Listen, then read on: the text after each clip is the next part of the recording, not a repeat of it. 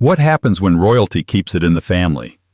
Not just once, but over and over, for centuries. Behind the polished portraits and polished titles lies a secret tradition. Cousins marrying cousins, uncles courting nieces, dynasties folding inward like collapsing stars. This isn't a family tree. It's a circle. And every crown comes with a bloodline just a little too familiar. In this video, we'll trace 33 of the most inbred relationships in British royal history. Not myths, not rumors, but documented marriages and alliances built on shared ancestry. The question isn't why it happened, it's why it never stopped.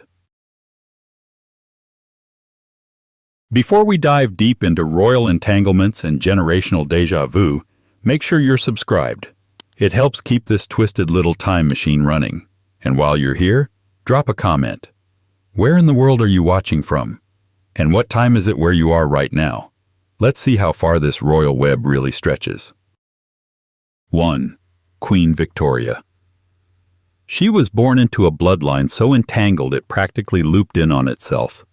A living knot in the center of a centuries-old family tree that hadn't seen a fresh branch in generations. Alexandrina Victoria of the House of Hanover. The name was delicate. The empire was not. And neither, it turns out, was the marriage. At age 18, she became queen. At 20, she was head over heels in love with her first cousin, Prince Albert of Saxe-Coburg and Gotha. The cousin part? That didn't raise an eyebrow. In fact, it raised approval. In Victorian royal circles, genetic familiarity wasn't a red flag. It was a prerequisite. Albert was dashing, principled, and charming in that uniquely repressed 19th century German sort of way. To Victoria, he was both muse and mirror. They shared not just ancestry, but a worldview, a taste for control, a revulsion for impropriety, and a preference for keeping everything in the family, quite literally. Their union was paraded as a love story, and in many ways it was. But it was also a strategic consolidation of the Coburg dynasty, wrapped in the velvet of romance. In private letters, Victoria called Albert her angel, her dearest love, her perfect husband. She also called him the master. And let's just say, the queen didn't mind being ruled, as long as it was by blood. The marriage bore 9 children, each one a new thread in a tightening web of European dynasties. Victoria and Albert weren't just monarchs, they were breeders, genealogical tycoons. Each child a diplomatic pawn, each marriage a family merger. Through those children, Queen Victoria became the grandmother of Europe, literally. Kings of England, Germany, Norway, Russia, Spain, all carried her blood, and thanks to those carefully arranged cousin matches, sometimes carried it twice.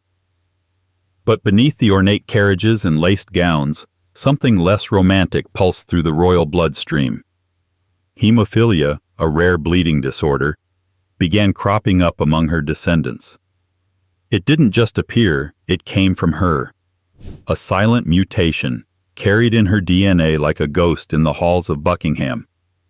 It would kill several of her grandsons, cripple others, and haunt the Romanovs until their bloodlines were buried in Siberian soil. Some historians have called her the carrier queen. Others are more poetic, a mother of empires and of hereditary tragedies. But what's beyond dispute is that Victoria's obsession with keeping it in the family came at a cost. Political alliances may have been secured, but so were recessive genes. Still, the myth of Albert and Victoria endures. The matching portraits, the devotion, the daily letters even after death. She mourned him for 40 years, dressed in black until her final breath, and wore a lock of his hair in a locket buried with her. Some call it romantic. Others might call it ritualized grief, or a lifelong refusal to let go of the one man who was both her partner and her genetic double. There's something unsettling about how tightly she clung to him, even in death. About how she arranged their children's marriages like breeding charts. About how the most powerful woman in the world shrank into a kind of maternal monarch. ruling an empire while reproducing a family that could barely escape itself. And maybe that was the point.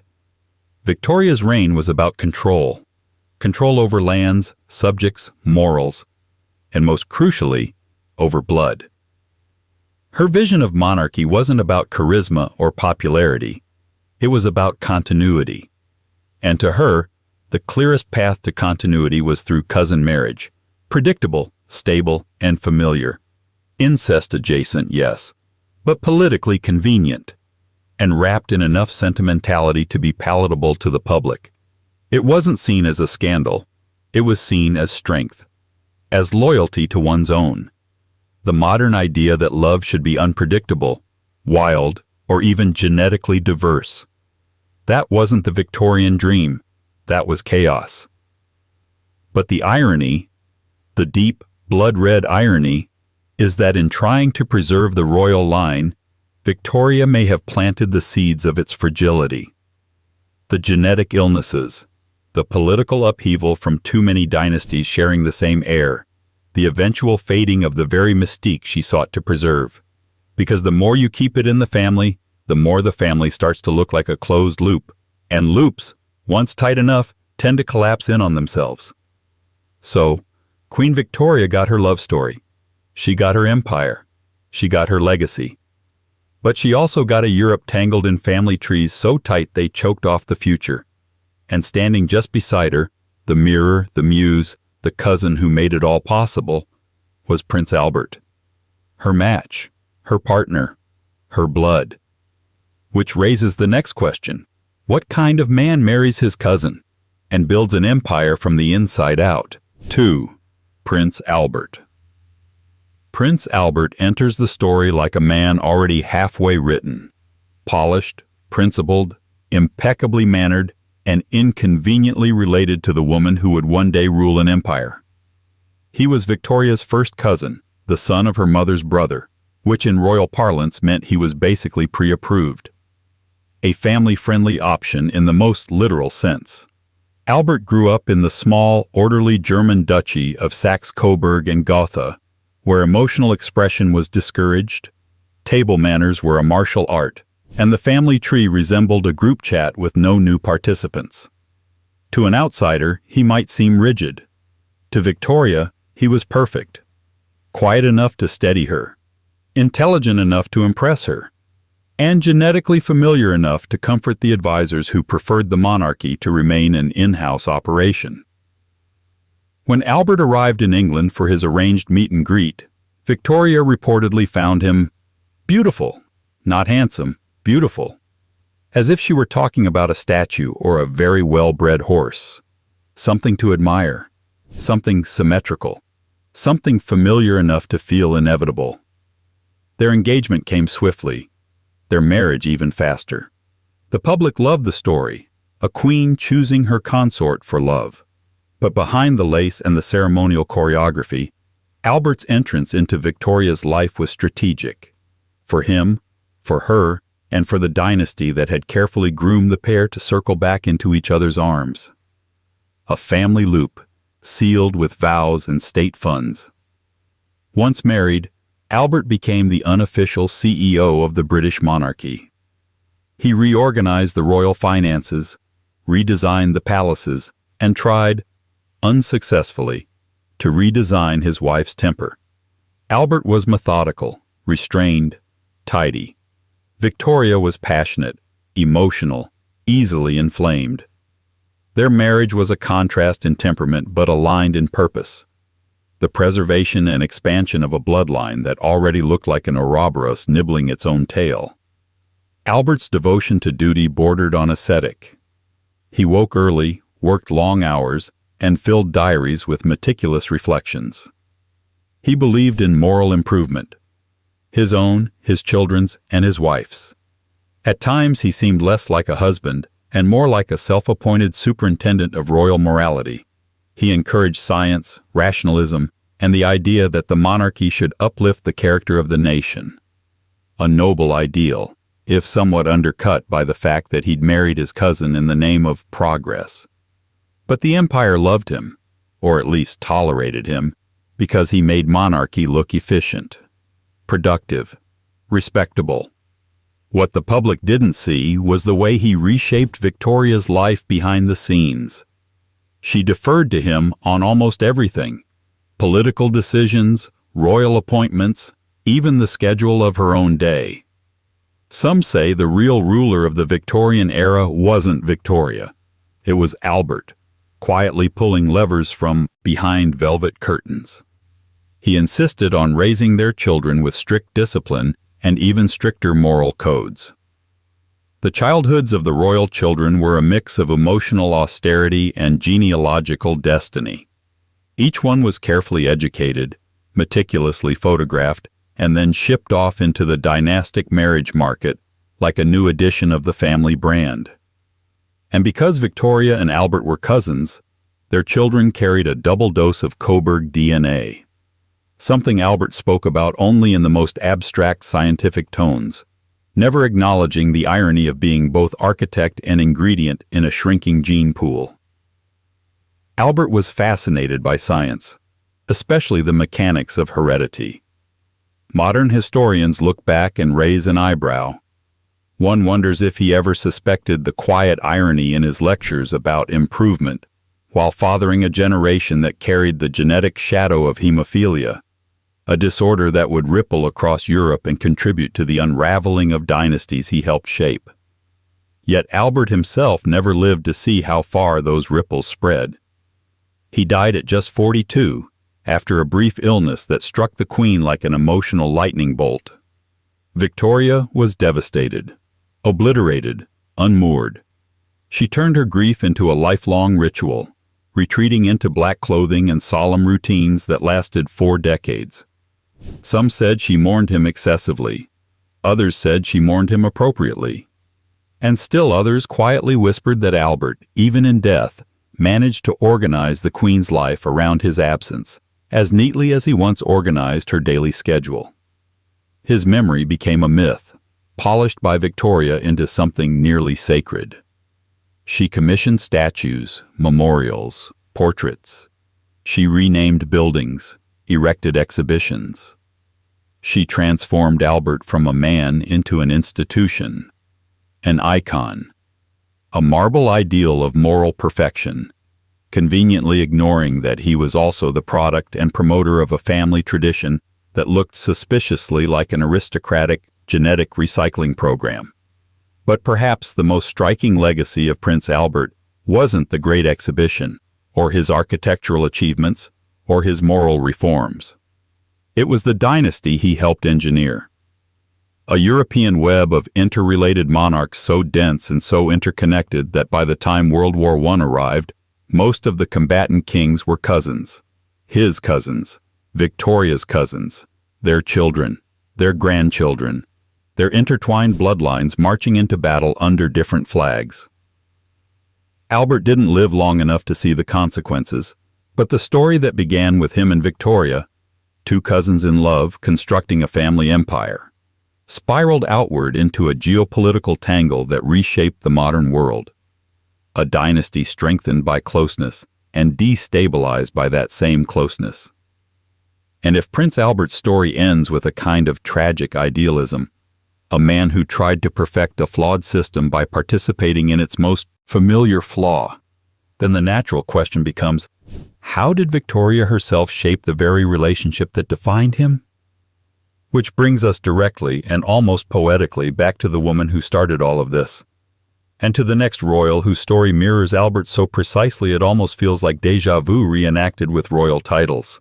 If you've made it this far into the royal rabbit hole, you're exactly the kind of curious mind we like around here. So go ahead, hit that subscribe button if you haven't already. And while we keep peeling back the velvet curtain, let me know in the comments.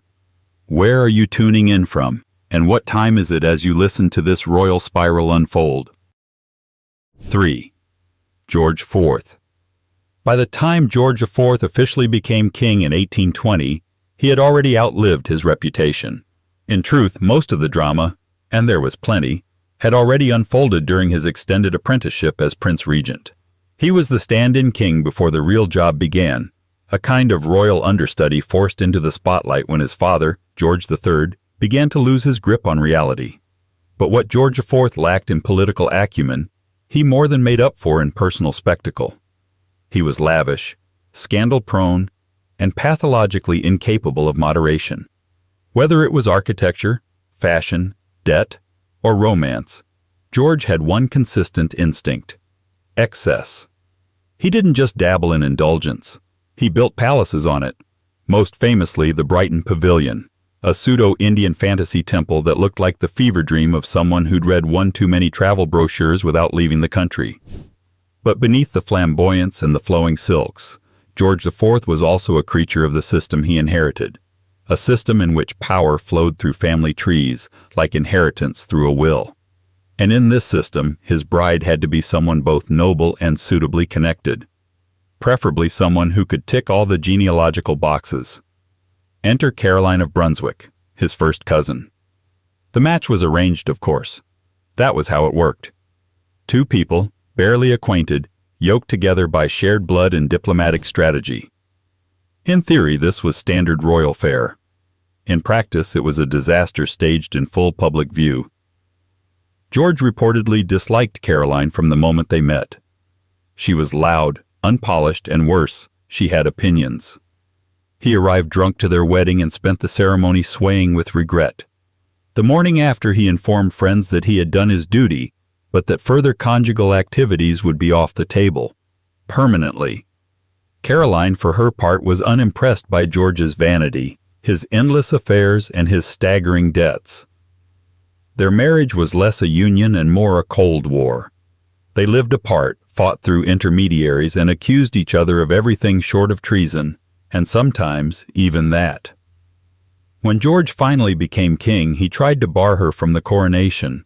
She tried to force her way in. The public, ever delighted by a good royal brawl, took sides. The couple was a soap opera with coronets, dysfunctional, theatrical, and blood-related. And that, perhaps, is the crux of it. George IV didn't just marry someone he didn't love. He married someone he already knew, because they were family. And that knowledge, that uncomfortable closeness, seemed to magnify every flaw, every insult, every incompatibility. In marrying Caroline, he was fulfilling a duty to the family line. But in doing so, he was also tethering himself to someone who reflected his own worst instincts. The cousin as consort arrangement wasn't just convenient, it was confrontational, and for George, confrontation was a pastime. Still, their marriage had one outcome that the monarchy valued: a child. Princess Charlotte, the hope of the next generation. But Charlotte would die young, in childbirth, setting off a crisis that would force George's brothers into their own rushed and cousin-heavy marriages, all of them scrambling to produce an heir. The family tree needed new branches, preferably unbroken ones. George IV didn't remarry. He didn't need to. His legacy wasn't in his offspring, or in his diplomacy, or even in his kingship. It was in the culture of entitlement he embodied, a culture in which family loyalty was less about affection and more about obligation. You married your cousin not because you loved her, but because it was your turn to reinforce the lineage. And George, for all his theatrical sins, understood lineage. He understood appearance. He understood the machinery of monarchy. If not how to steer it, then at least how to perform inside it. He dressed like a monarch, posed like a monarch, even ate like a monarch on a dare. And at the heart of that performance was the assumption that the system would keep him afloat, no matter how fast he spent or how far he fell. A system built on blood and maintained by marrying it back into itself. His legacy is a cautionary tale dressed in silk, a portrait of royal obligation turned personal torment. But it also reveals something else, that the cost of marrying within the family wasn't always paid in genetic defects or political scandals. Sometimes it was paid in boredom, resentment, and the unbearable closeness of two people who knew each other too well before they ever met. George IV didn't just marry his cousin, he married a mirror, and then spent the rest of his life trying to shatter it without cutting himself. He failed. And as for the cousin herself, the loud, stubborn woman he couldn't stand but still had to call queen, Caroline of Brunswick had a story of her own. Equally tangled, equally royal, and equally inbred. 4. Caroline of Brunswick. In the theater of British royalty, Caroline of Brunswick was the unscripted line that threw the whole production off kilter. Loud, erratic, sharp-tongued, and, most unforgivably, unwilling to behave. Caroline was not the wife England wanted for its heir. But she was the one it got. And not just because of diplomacy. Because of genealogy. She was George IV's first cousin, selected from the ever-shrinking pool of European princesses who could provide both the illusion of fresh alliance and the assurance of familiar blood. She was a German duchess, born into a world of court etiquette and marital expectations that prioritized ancestry over compatibility. The match with George IV was arranged when both parties were already wounded by circumstance. He, drowning in debt and mistresses, and she, passed over by other dynastic options. In another universe, perhaps, Caroline might have been a character actress. In this one, she was cast as queen-in-waiting. Their engagement was more contractual than romantic. George was already secretly and illegally married to another woman, Maria Fitzherbert, a Catholic widow who, inconveniently, couldn't be officially acknowledged. To marry Caroline, George had to pretend none of that mattered. She, in turn, had to pretend she didn't notice. They met only days before their wedding. George reportedly recoiled at the sight of her. Caroline, for her part, found George both physically unimpressive and emotionally unavailable. First impressions in this case were wildly accurate. The marriage ceremony went ahead with royal pomp and minimal enthusiasm. George was so inebriated he had to be supported at the altar. Caroline did what was expected of her.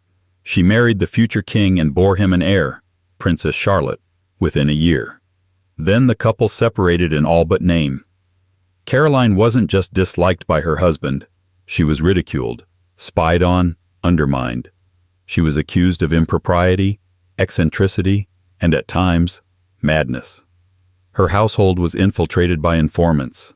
Her every move was monitored, every word scrutinized. She retreated from public life, traveled across Europe, and surrounded herself with a curious mixture of loyal servants, rumored lovers, and dogs. But exile didn't silence her. If anything, it made her louder. Caroline played the part of the wronged wife with a mix of indignation and theatrical flair. She wrote letters, gave interviews, and framed herself as the true queen, unfairly cast aside by a corrupt court and an indifferent husband. The public, famously skeptical of George IV, began to take her side, not because they loved her, but because she made the monarchy look human, fallible, absurd. When George ascended to the throne in 1820, Caroline returned to England to claim her title. George was apoplectic. He had spent years trying to bury the scandal. She arrived in a public blaze, demanding to be crowned queen alongside him. What followed was a national spectacle. The Queen Caroline affair. Parliament launched proceedings to strip her of her title and banish her from court. Caroline refused to back down. The public loved it. Pamphlets flew off the presses. Political cartoons ridiculed George. Crowds cheered Caroline in the streets.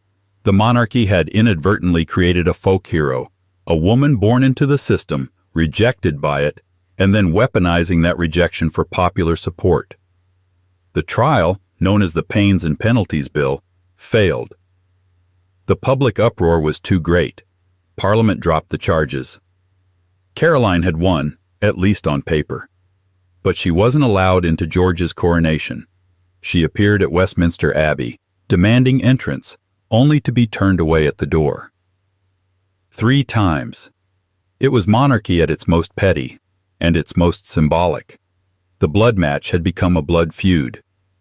Caroline died a year later, her body worn down by stress, illness, and the years of symbolic combat. Her final wish was that her tombstone bear the inscription, "Here lies Caroline, the injured Queen of England." George refused. Even in death, the grudge held, but her legacy outlasted both their reigns. Caroline represented the sharp edge of dynastic marriage. What happens when you reduce compatibility to lineage? when you mistake a shared grandfather for shared values. The fact that she and George were first cousins didn't bind them together. It boxed them in. They were two branches of the same family tree, bent in opposite directions. And while George retreated into opulence and ever thinner layers of self-delusion, Caroline became something stranger, a royal without a crown, an insider turned outsider, a woman both elevated and undone by the accident of her birth. Their story, all court drama and familial irony, didn't break the royal system. But it cracked the facade. It showed the public that bloodlines, for all their pomp, didn't guarantee love, loyalty, or even basic human decency. It revealed that even among kings and queens, a cousin can be your worst enemy. But if Caroline and George were a cautionary tale of cousin marriage gone wrong, the next royal couple would present something even more curious. A bond that looked, at least from the outside, like love, and yet, once again, was sewn from the same ancestral fabric. 5. Queen Elizabeth II. By the time Queen Elizabeth II came to the throne in 1952, the monarchy had already learned, and quietly buried, centuries' worth of scandalous genealogical footnotes.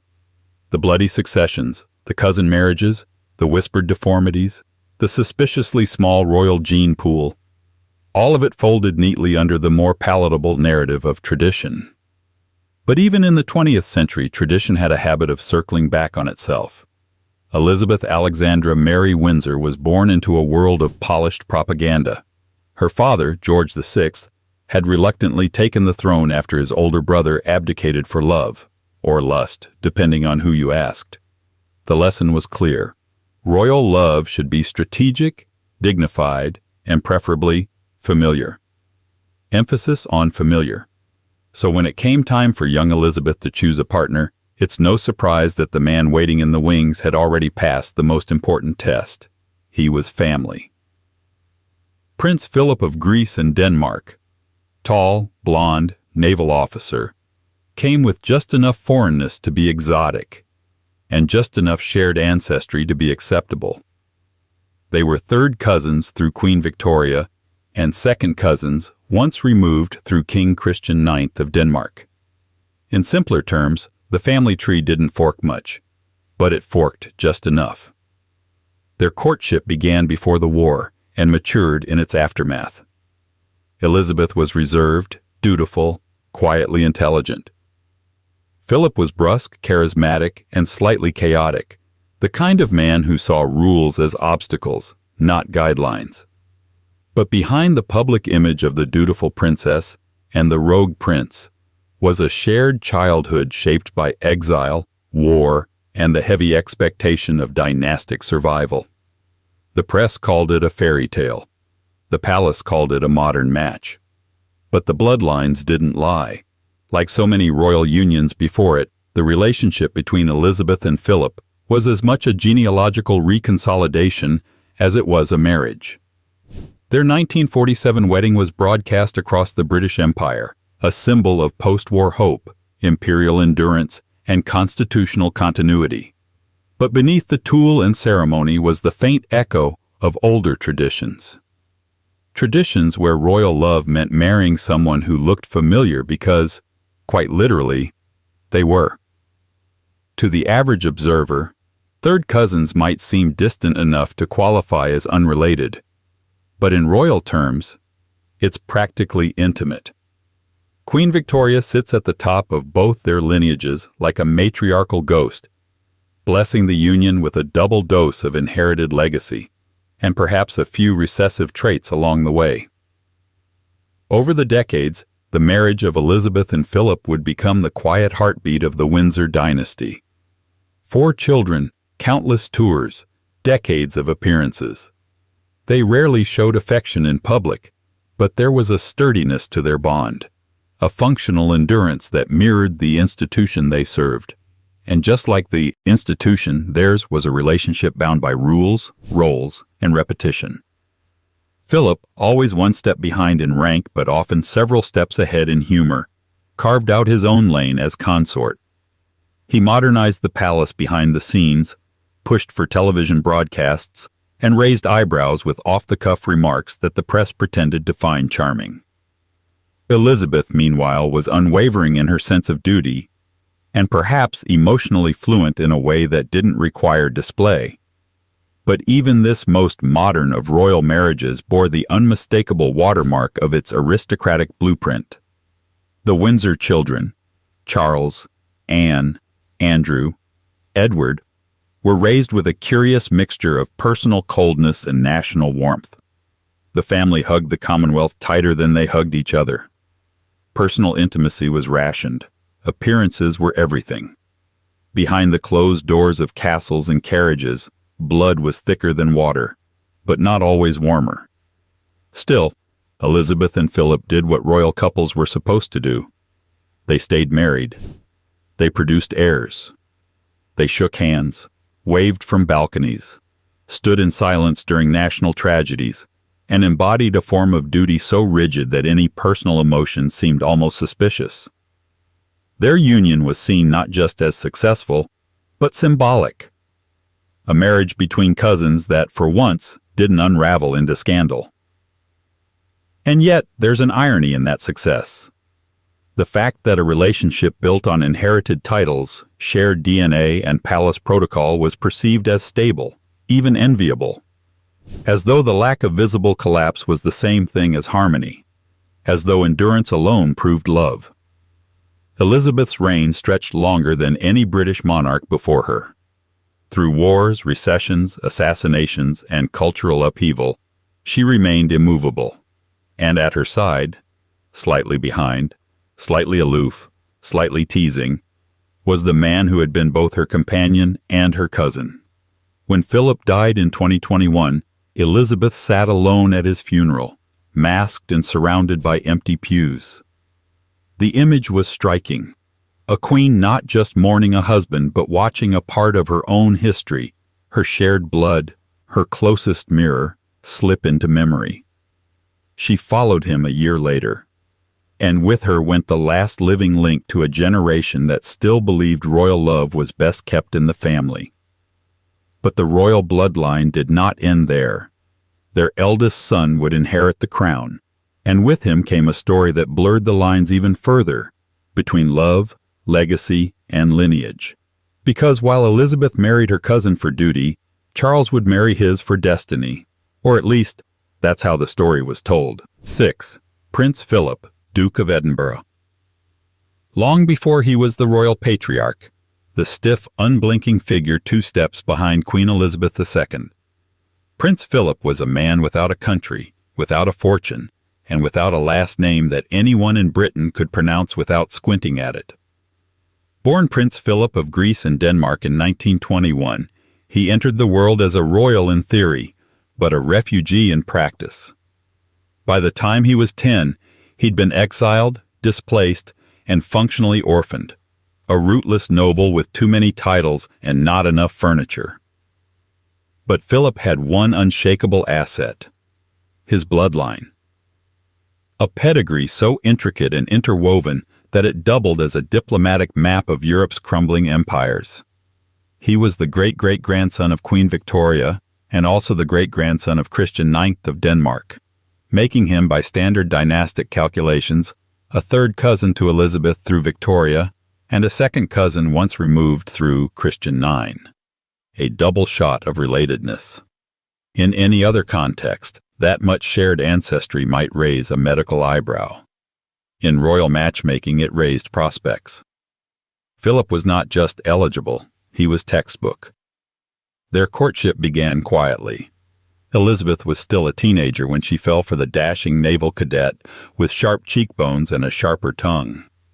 Philip, 5 years older, brash and a little too unfiltered for palace comfort, was already carving out a military career while shedding the bits of his background that made the British establishment nervous. The foreign accent, the foreign sisters, all of whom had married German aristocrats, and the very foreign surname, Schleswig-Holstein-Sonderburg, Glucksburg. You don't win over the British public with that mouthful. By the time they married in 1947, Philip had renounced his Greek and Danish titles, taken on the surname Mountbatten, a sanitized version of his mother's lineage, and converted to Anglicanism. It was a royal makeover, a public sanitization, and at its center was the message, "This man may be technically foreign, but make no mistake, he is family." Literally. The wedding was a post-war spectacle. Britain was still rationing food and fuel, but the royal wedding gave people something to believe in, a symbol of continuity, stability, a marriage that, like the monarchy itself, was supposed to last forever. The fact that the couple were cousins was neither controversial nor concealed. It was traditional, almost expected. As consort, Philip's role was both prestigious and thankless. He had no constitutional power, no personal fortune, and no job description beyond walking 2 paces behind the Queen for the rest of his life. For a man used to command, both in naval settings and domestic conversations, this was not a natural fit. But Philip didn't rebel. He adapted. He reshaped the palace in his own subtle way, modernizing operations, streamlining court rituals, and championing causes like conservation, science, and technology long before they became fashionable. He founded the Duke of Edinburgh's Award, a program for youth that would outlive most political campaigns. He introduced television cameras into the coronation against the advice of traditionalists. He also made offhand remarks that were less charming and more colonial throwback. But that's a separate dossier. His relationship with Elizabeth was equal parts partnership and performance. In public, he was supportive, stoic, occasionally sarcastic. In private, he was reportedly blunt, opinionated, and the only person who could tease the Queen without consequence. They shared a dry humor, a military precision to their routines, and a bloodline that wound backward in mirrored arcs. They were partners. They were cousins. They were, in a very literal sense, a royal feedback loop. It's easy to romanticize their marriage. 70-plus years together. 4 children. A consistent front during scandal, change, and crisis. But theirs was not a story of emotional theatrics or sweeping gestures. It was a story of role fulfillment, of 2 people who understood that marriage, in their world, was both personal and institutional. Affection was expressed in loyalty, not grand declarations. Intimacy was coded in routine. Their shared DNA was more than symbolism. It was strategy, continued. Yet that strategy had its complications. The Windsor Mountbatten line, already laced with Victorian and Danish bloodlines, became even more circular. The children of Philip and Elizabeth inherited a double dose of royal ancestry, and the same expectations that haunted their parents. The pressure to marry well, marry wisely, and if not marry close family, then at least marry within the gene pool's gated community. And still, Philip managed to carve out a space for himself within the monarchy, not as a power behind the throne, but as a necessary counterbalance. If Elizabeth was the face of the crown, Philip was its gridded jawline. He steadied her presence with his silence. He offset her restraint with his candor.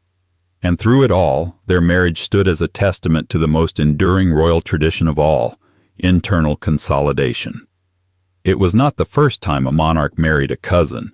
It would not be the last, but it was perhaps the most televised, the most scrutinized, and the most enduring in the modern era. Philip's death in 2021 marked the end of something more than just a life.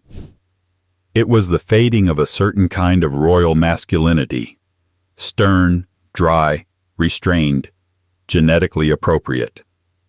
And yet, for all its order and longevity, the relationship between Philip and Elizabeth cast a long, peculiar shadow over their descendants.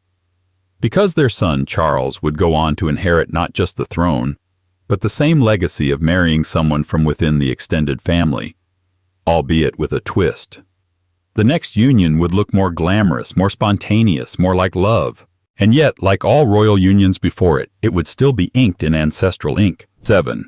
Prince Charles, King Charles III. Before he became King Charles III, long before the crown, the controversy, and the carefully choreographed coronation, Charles was simply the heir. Not the glamorous one, not the rebellious one, just the waiting one, waiting for his time, waiting for approval, waiting for love, though in his world, love often came with paperwork. Born in 1948, Charles entered life not so much as a baby, but as a constitutional obligation. The Windsor bloodline needed a next chapter, and he was it, a carefully swaddled continuation of the Elizabethan era before it had even begun. His life, like that of his ancestors, was plotted on a grid of expectations. Duty, decorum, dynasty. The margin for deviation was slim, and yet deviation would become his signature. By the time Charles was ready to marry, the pressure was biblical. Find someone suitable, noble, beautiful, virginal, and of course distantly related. Not too close. This wasn't the 18th century anymore, but not so far removed that the family resemblance got lost in translation. The woman needed to be appropriate. The kind of appropriate you could trace back on a family tree. Enter Lady Diana Spencer, a member of the aristocratic Spencer family, raised on estates, trained in etiquette, and as fate would have it, distantly related to Charles through shared Tudor ancestry. Specifically, they were 16th cousins once removed. A relation so distant it doesn't raise eyebrows at most dinner tables. But in royal circles, it was more than enough to qualify.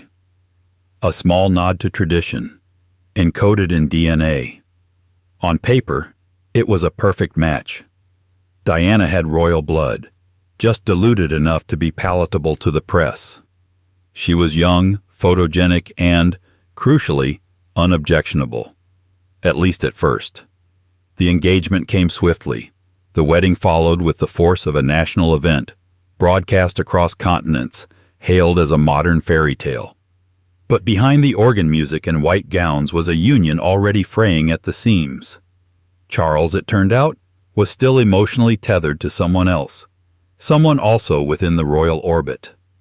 Diana, young and emotionally unprepared for the machine she had married into, found herself cast in a role she couldn't quite play.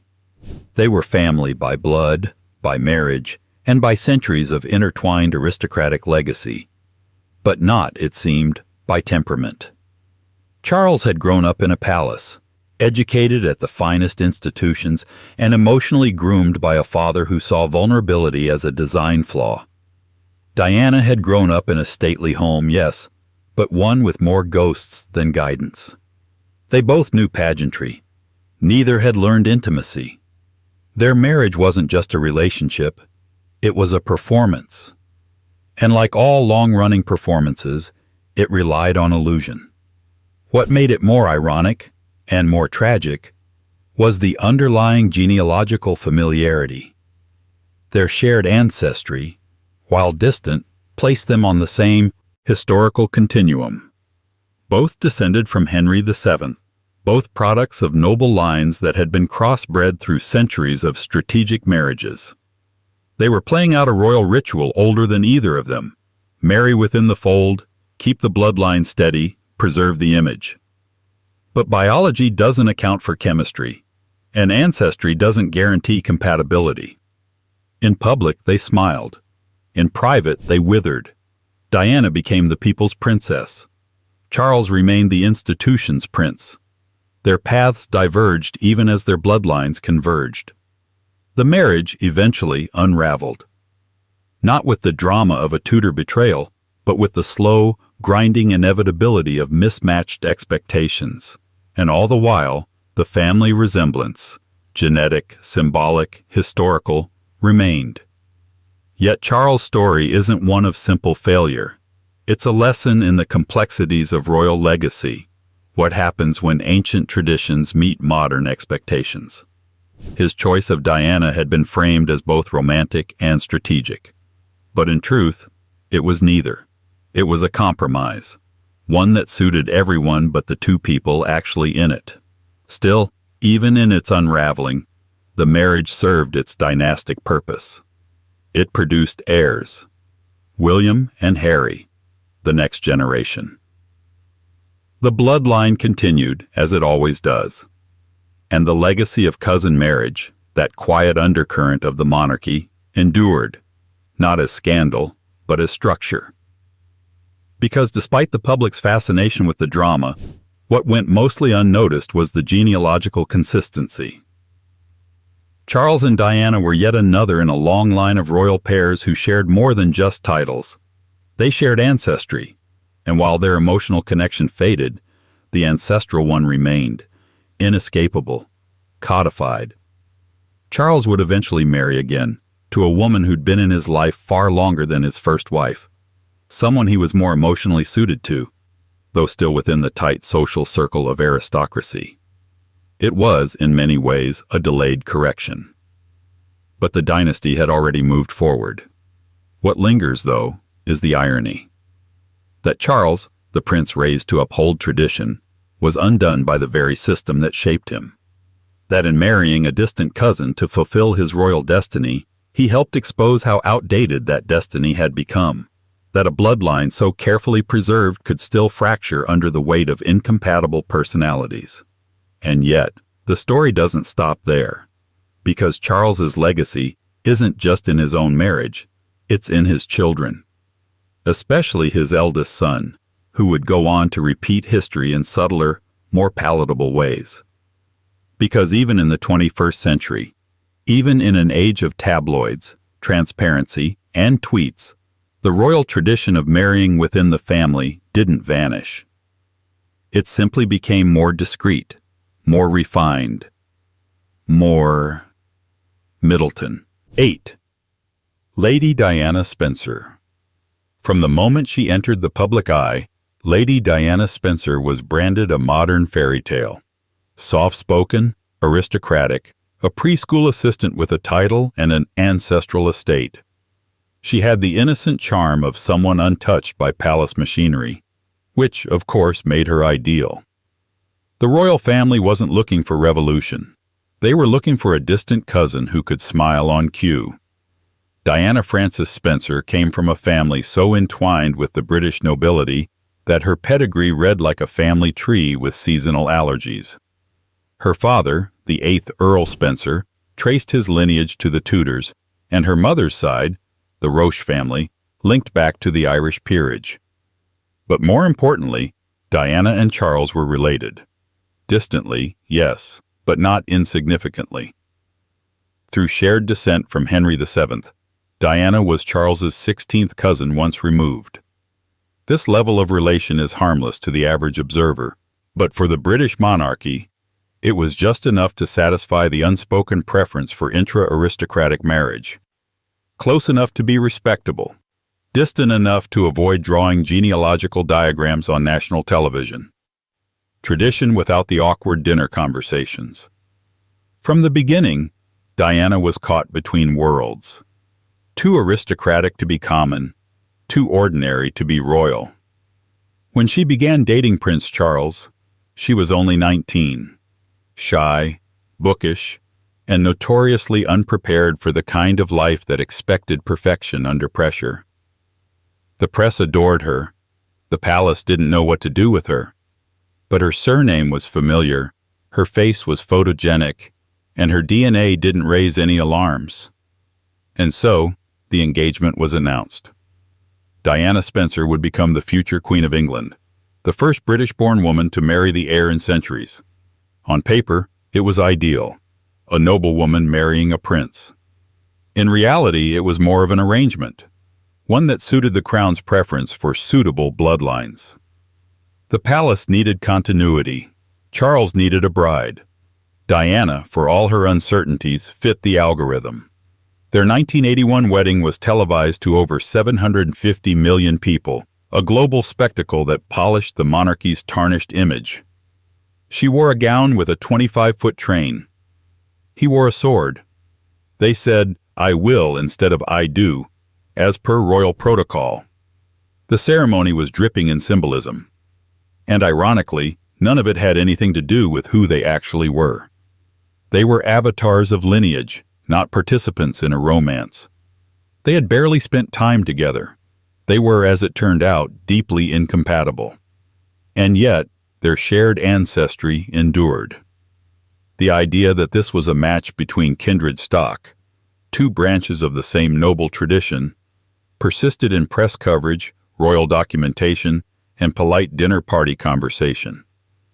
The distance of their cousinship made it easy to ignore, but it never went away. Like everything else in the royal family, it was part of the architecture. Inside the marriage, things were less structured. Diana, sensitive and emotionally open, struggled in an environment that rewarded stoicism and suppressed individuality. Charles, bound by obligation and haunted by his unresolved past, couldn't or wouldn't meet her where she was. Their union became a living contradiction, a symbol of fairy tale perfection built on a foundation of personal dissonance. Publicly radiant, privately unraveling. And still, the marriage fulfilled its core requirement: succession. William and Harry were born in quick succession, ensuring the dynasty remained intact. The family line, now filtered through Spencer blood and Windsor protocol, was secure. Whatever turbulence existed within the marriage, the genes had done their job. Over time, Diana's role shifted. She became more than a royal wife. She became a cultural force, not because of her titles, but in spite of them.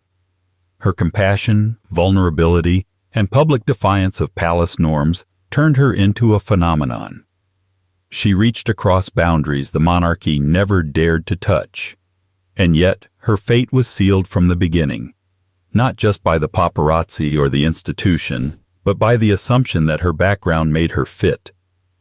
Because while Diana was a commoner by technicality, her blood said otherwise.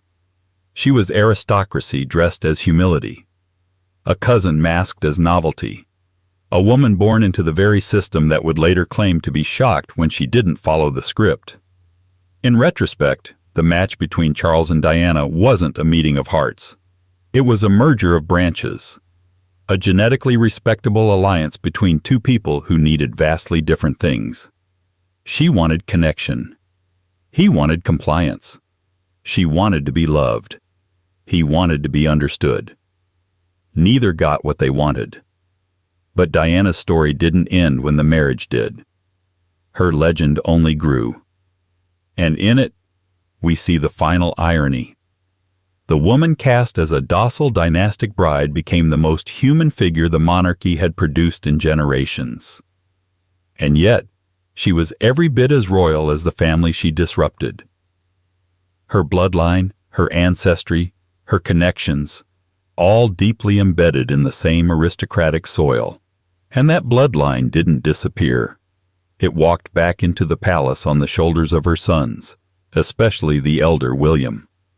The heir to the heir, the man who would one day be king, and who, like his father, like his grandmother, like most of the Windsors before him, chose a partner not entirely outside the family tree. 9. Prince William, Prince of Wales. Born in 1982 into a whirlwind of royal adoration and media obsession, Prince William Arthur Philip Louis of Wales was, from the start, more than just a baby. He was a walking bloodline, a breathing dynasty, the perfect hybrid of two branches of Britain's aristocracy: the modern, emotionally resonant charisma of Lady Diana Spencer and the ancient, institutional weight of the Windsor crown. He was the answer to centuries of dynastic chess, a symbol that the royal family could evolve, or at the very least, recycle its DNA with just enough charm to keep the monarchy breathing. But William wasn't just the product of two global figures. He was also the inheritor of centuries of carefully curated marriages, nearly all of them tethered by bloodlines that looped back onto themselves like a crown made of ivy. By the time he was 10, he'd already shaken hands with heads of state, comforted grieving crowds, and posed for enough photo ops to fill a lifetime. He was, as they say, born into it. But what it was, a family, an institution, or an ancestral holding pattern, is still up for interpretation. And so, when William came of age and began to pursue his own path, the world naturally wondered, would he repeat the patterns that defined his forebears? Would he marry a noble, a royal cousin, A distant European princess conveniently tied to some ancient house with 7 syllables? Enter Catherine Middleton. To most, she was a commoner. But as it turns out, and as palace genealogists were quick to confirm once things got serious, she wasn't that common at all. Through shared ancestry stretching back to Sir Thomas Layton and Elizabeth Knollys, and even further back to the Tudor era, William and Catherine are 11th cousins once removed. A distant relation, to be sure, but not incidental. In royal circles where bloodlines are measured in decimal points and diluted titles, even a trace of shared ancestry counts as a feature, not a flaw. To the public, Catherine was new, middle class, refreshingly unroyal. But behind the headlines of "Girl Next Door Becomes Future Queen" was a quieter truth. She, too, belonged to the same ecosystem. Her family may not have had dukedoms or castles, but their lineage carried enough noble residue to earn them a footnote in the aristocratic archives.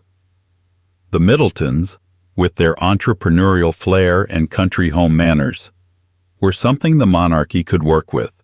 Adaptable, presentable, genealogically cooperative. When William and Catherine married in 2011, the event was hailed as a new era. Monarchy meets meritocracy. But the undercurrent was familiar. The heir to the throne had chosen a partner who still fit the ancient mold, even if dressed in a slightly more relatable package. Their wedding combined royal grandeur with carefully choreographed modernity. The dress was stately but sleek. The guest list was formal but peppered with university friends. It was a performance of evolution, with just enough ancestral continuity to satisfy the old guard. But the shared bloodline, however distant, wasn't just trivia. It was symbolic, because in the monarchy, symbols matter. They aren't accidents, they're architecture.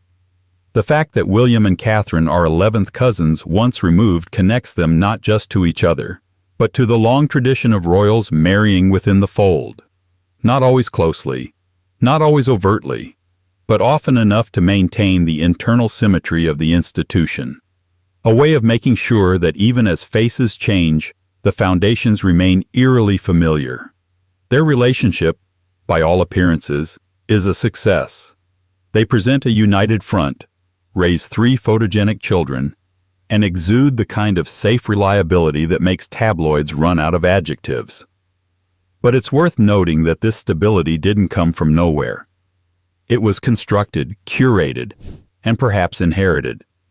William, shaped by the emotional debris of his parents' very public breakdown, has done everything possible to avoid their mistakes. Where Charles and Diana were a collision of incompatible roles, William and Catherine are a harmony of rehearsed balance. He, the heir with military credentials and an awkward smile. She, the duchess with perfect posture and calibrated warmth. Together, they are monarchy as mood board, modern enough to appear fresh, but ancient enough to smell faintly of Westminster dust. And the children? They continue the line. George, Charlotte, and Louis. Future Windsors with Middleton features and Tudor trace elements. Each one a new chapter in a book written in centuries-old ink. The legacy of in-family marriage doesn't dominate their narrative, but it doesn't disappear either. It simply fades into the background. One more ancestral echo in a palace built on echoes. The curious thing is how invisible it has become. In earlier generations, cousin marriages were celebrated, even expected. Now, they're whispered history, acknowledged only when footnoted in royal biographies or trivia games. And yet, the pattern remains. Even as modernity creeps into the margins, the core remains curiously unchanged. Prince William may not have married a cousin in the direct Victorian sense, but he didn't wander far. His choice reflects a diluted version of the same old principle. Marry well, but don't drift too far from the family tree. Not for appearances, not for sentiment, but because that's how dynasties survive, by folding inward, one polite degree at a time.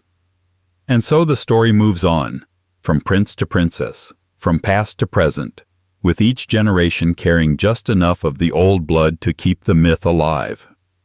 Catherine may seem like a fresh chapter, but in the footnotes, she's a callback. A reminder that even in the 21st century, the crown prefers a familiar face. And if that face just happens to be your cousin's, well, that's hardly a coincidence. It's tradition. 10. Catherine, Princess of Wales. Catherine Elizabeth Middleton, now known to most of the world as the Princess of Wales, has spent the better part of 2 decades being described as a commoner who married a prince. It's a compelling narrative.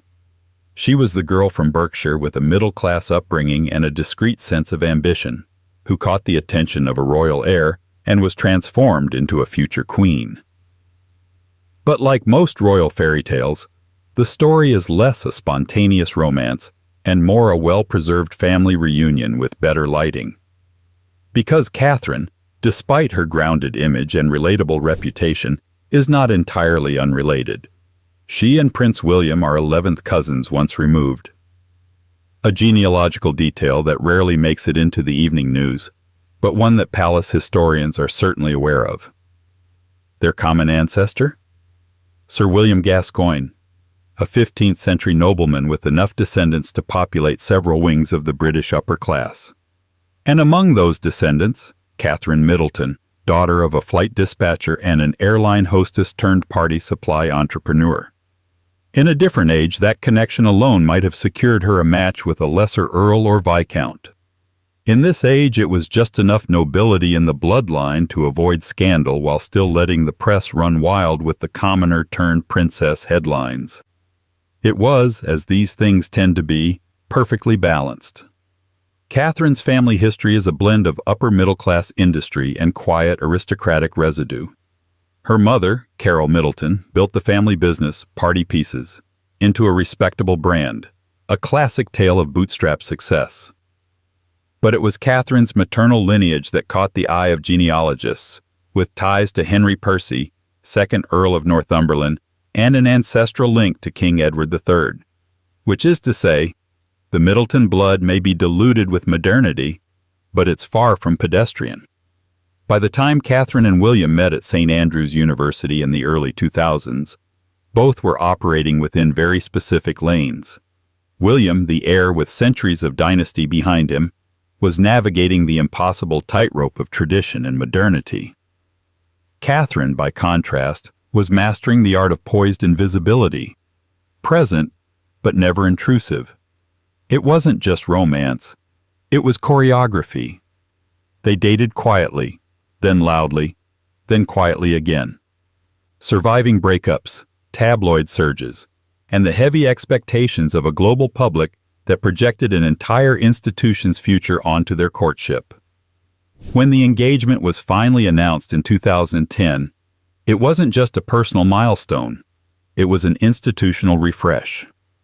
The House of Windsor, still wobbling from decades of scandal and emotional chaos, was getting a new frontwoman, and crucially, a familiar one. Because Catherine didn't just fit in by temperament, she fit in by lineage. Her distant cousinship to William gave their union a faint genealogical echo of the royal marriages of old, cousin to cousin, house to house, not close enough to be awkward, not distant enough to be accidental, just close enough to be canon. Their 2011 wedding was a spectacle of carefully managed symbolism. Catherine arrived at Westminster Abbey not just as a bride, but as a cultural ambassador, embodying poise, loyalty, and the understated grace that monarchy now markets as modernity. The tiara, the veil, the choreographed bows, it all spoke to continuity. A new face for an old bloodline. And while the cameras zoomed in on the dress and the kiss, the subtext remained as potent as ever. The monarchy was once again marrying itself. Politely, elegantly, on high-definition television. Since then, Catherine has performed her role with a consistency that borders on forensic. She is the controlled half of the royal equation. Where William is cautious, she is calm. Where he is retreating, she is reassuring. Her public persona is a masterclass in polished neutrality, She says just enough. She smiles just right. She remains visibly human without ever appearing fallible. But even in her perfection, the echoes of the past are unmistakable. Her life, from rural prep school to royal palace, is the story of British aristocracy rebranded. She is not a rebellion against tradition. She is its most refined iteration. A distant cousin returned to the fold, draped in silk and sound bites. Even the children she's brought into the world, George, Charlotte, Louis, are emblems of dynastic evolution. They represent not just the future of the monarchy, but the latest permutation of a royal genome that has been folding inward for centuries. Each of them carries Middleton DNA and Windsor lineage. Each of them, in their ancestry, is connected to the same thrones and titles that shaped their parents, and their parents' parents. Catherine's story, for all its modern sheen, is not a break from history. It is history, repackaged. Her distant relation to her husband is a reminder that monarchy, for all its claims to public service, is still built on the quiet logic of inheritance, of shared roots, reinforced branches, and, when necessary, a carefully planned reunion between compatible cousins. And while the tabloids continue to present Catherine as the normal one, the reality is far stranger and far more traditional. She is not the outlier. She is the proof that the system still works, that with just enough patience, polish, and pedigree, the crown can still find its match close to home. But not every royal marriage carries this quiet efficiency. Some echo with a much louder legacy, one shaped not by calm partnerships, but by the sharp contradictions of empire, belief, and blood. And so the next chapter takes us far from the polished rituals of modern royalty, and deep into the early foundations of the kingdom itself, where kings married their cousins not out of sentiment but survival. 11. Queen Mary, Mary of Teck. She was not supposed to be queen, not originally. Mary of Teck was born into the outer rings of British royalty, noble, titled, but far enough removed to keep her life predictable. Her family was aristocratic, descended from the House of Württemberg on her father's side and British nobility on her mother's. But it was her blood, not her wealth, which was modest, that kept her in the royal orbit. And eventually it was that same bloodline that pulled her from the fringes of the court and dropped her straight into the center of the British Empire. Mary was a calculated match, and the monarchy, as ever, was calculating. Her parents had maneuvered her carefully. A quiet, well-mannered young woman with the correct surname and the right ancestral credentials. Through her father, Francis, Duke of Teck, she traced back to German royalty. Through her mother, Princess Mary Adelaide of Cambridge, she was a granddaughter of King George III. That made her a second cousin to the future King George V, and already genetically folded into the royal deck long before anyone thought to shuffle it. Her first engagement was to Prince Albert Victor, Duke of Clarence and Avondale, the eldest son of Edward VII and heir to the British throne. It was a union designed entirely on paper, duty-bound, dynastically neat, cousin to cousin. Mary accepted. She was 24, he 28. But 6 weeks after the engagement, Albert Victor died suddenly of pneumonia, and the court was left in an awkward position, mourning a prince while wondering what to do with his would-be bride. Enter George, the younger brother, the second son, the spare. He was quiet, serious, and, conveniently, also Mary's cousin. Not only that, but he shared her ancestral ties through both the British and Danish royal houses. Through one branch they were second cousins, both descended from George III. Through another they were third cousins, both descended from Christian IX of Denmark. It wasn't just a match. It was a genealogical inevitability. So, less than 2 years after mourning one prince, Mary married another. The transition from one brother to the next was handled with all the ceremonial grace the monarchy could muster. No one mentioned how odd it was that she was now marrying her deceased fiancé's sibling.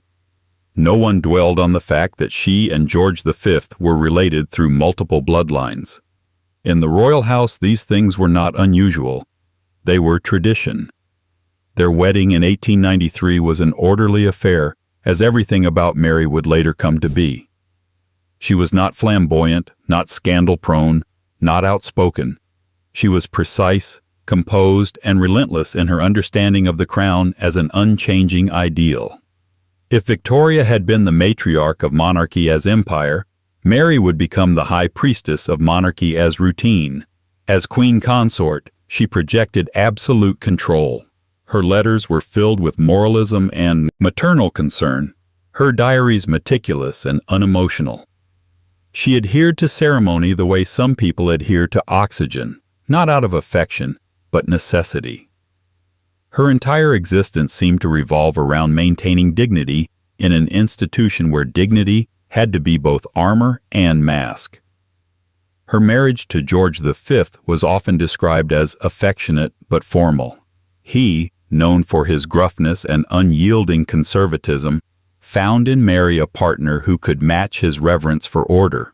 She, in turn, accepted his rigidity with practiced ease. Together, they represented an almost cartoonishly symmetrical monarchy, each descended from the right ancestors, each committed to the right appearances, each containing enough shared blood to make the court comfortable. But behind the symmetry lay discomfort. Their children were raised in emotional climates that could best be described as glacial. Edward VIII, later the abdicator, would later describe his childhood as one of suffocation and silence. George VI, the stammering second son who became king after his brother's abdication, often seemed haunted by the pressure of duty instilled by two parents who equated affection with weakness. Mary was not cruel, but she was unbending. She did not believe in softening the rules just because they hurt. She believed the monarchy had to be larger than personal feelings, that the bloodline must be preserved even when it demanded personal sacrifice. This belief, drilled into her through generations of cousin marriage and dynastic alignment, would become both her strength and her legacy. Through her grandchildren, including Queen Elizabeth II, her genetic influence carried on. So did her philosophy. If Elizabeth learned emotional self-discipline from anyone, it wasn't her father. It was Mary, the grandmother who wore pearls like armor and seemed built from ceremony itself. And yet, Mary of Tech's story is not just one of regal endurance. It is a portrait of a woman who became queen not because she was exceptional, but because she was perfectly, generically royal. Her bloodlines aligned, her temperament aligned. Even her tragedy, the loss of one fiancé and marriage to his brother, aligned with the monarchy's relentless preference for continuity over complication. She wasn't the romantic heroine. She was the stabilizer. The woman who made sure the royal DNA stayed firmly within palace walls, even when the world outside them was falling apart. And it was her husband, George V, the reserve sailor turned king, who had come to rely on her more than anyone, not just as consort, but as kin. Because like so many before them, their marriage was not only a union of titles, it was a union of shared ancestry, double cousins on 2 counts. And in the cold logic of monarchy, that was the closest thing to love that could be guaranteed. 12. King George V. George V never intended to be king. He wasn't raised for it. His older brother, Prince Albert Victor, was the one being prepped for the throne, schooled in languages, statecraft, and the art of ceremonial indifference. George, by contrast, was sent off to the Royal Navy at age 12 and spent much of his youth floating across the world, learning discipline from rigging lines and learning politics by avoiding them altogether. But dynastic plans have a way of unraveling, and when Albert Victor died suddenly in 1892, George's naval career was quietly shelved. Just like that, the spare became the heir. His next duty? Marry someone appropriate. The crown doesn't like improvisation. It prefers symmetry, and it found it, conveniently, in Mary of Tech, the same woman who had been engaged to his late brother. George was not known for grand romantic gestures, but he recognized Mary's pedigree. She was a respectable royal cousin, linked through multiple family branches. That made her ideal. Second cousins through George III, third cousins through Christian IX of Denmark. A genetic Venn diagram drawn with surgical precision. In 1893, they married. A tidy solution. The British public admired her poise. The court approved her bloodline. George, ever the dutiful son and increasingly the cautious heir, settled into marriage with all the enthusiasm of a man checking off a box on a very old list. And perhaps that was the point. In monarchy, marriages weren't about passion. They were about preservation. George V would rule through some of the most chaotic decades in modern history. The First World War, the Russian Revolution, the collapse of European monarchies like dominoes across the continent. By comparison, his domestic policy was simple: hold the line, maintain the monarchy, keep calm, carry on, and don't let the bloodlines slip out of alignment. At the genetic level, he succeeded. His marriage to Mary reinforced the internal wiring of the royal family, keeping the line tight, familiar, and dynastically pure by traditional standards. But the emotional cost of that precision ran deep. George was famously stern, traditional, and allergic to spontaneity.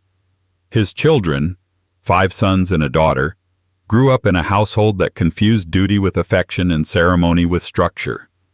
His eldest son, Edward, later Edward VIII, would recoil from the throne, preferring glamour and freedom to routine and reverence. His second son, Albert, later George VI, would ascend reluctantly, burdened with a stammer and the psychological dust left behind by their upbringing. None of this seemed to faze George V. He ruled as he lived, by protocol. He believed in schedules, uniforms, shooting parties, and constitutional limits. He loathed disorder, modernity, and, most suspiciously, emotion. He reportedly once said of his children, "My father was frightened of his father, I was frightened of my father, and I am damned well going to see that my children are frightened of me." Mission accomplished. But if George was emotionally distant, he was politically shrewd. In 1917, during the peak of anti-German sentiment in World War I, he made the bold decision to rebrand the royal family. Out went the Germanic-sounding House of Saxe-Coburg and Gotha, and in came the resolutely British House of Windsor. It was a stroke of nationalist marketing. And it worked. The monarchy survived where others fell, but behind the fresh branding, the same DNA ran underneath. Because George's own lineage remained deeply German. His mother was Princess Alexandra of Denmark. His wife, Mary of Teck, had Württemberg blood. And through both parents, George was the living embodiment of European royal consolidation. The great-grandson of George III, cousin to the Kaiser, and double descendant of dynasties that had intermarried so often they could send each other Christmas cards without needing a new address book. That consolidation became particularly awkward during World War I, when George V found himself on opposing sides of a brutal conflict with his cousin Wilhelm II of Germany, and, more tragically, his cousin Nicholas II of Russia. The 3 men, George, Wilhelm, and Nicholas, were all grandchildren of Queen Victoria. 3 cousins, 3 emperors, 3 pillars of a collapsing aristocratic age. One would fall to revolution, another to defeat, and one, George, would hang on by refining tradition until it looked like evolution. Still, for all his calculated reserve, George understood the importance of public perception. He embraced the slow democratization of the monarchy, allowing for public access, press coverage, and a more ceremonial rather than political role. But he did so while holding tight to the private codes of royal continuity, especially when it came to marriage. His children were expected to marry well, royal or aristocratic ideally, and although cracks began to form in that formula in the decades that followed, the blueprint remained clear. You marry within the circle. The monarchy, if nothing else, prefers a closed loop. George V died in 1936, leaving behind a monarchy that was weathered but intact. He never courted affection, but he demanded stability. His marriage, forged in the same cousinly crucible as his ancestors, didn't inspire ballads or films, but it preserved the line. And that, for George, was the only metric that mattered, because for him, and for many monarchs before and after, the family wasn't just a family, it was the institution. And the bloodline wasn't just heritage, it was the mechanism. And so the line continued, from George to his sons, from princes to kings, each one carrying the same blood that had been mixed and remixed over generations, including the next to take the crown.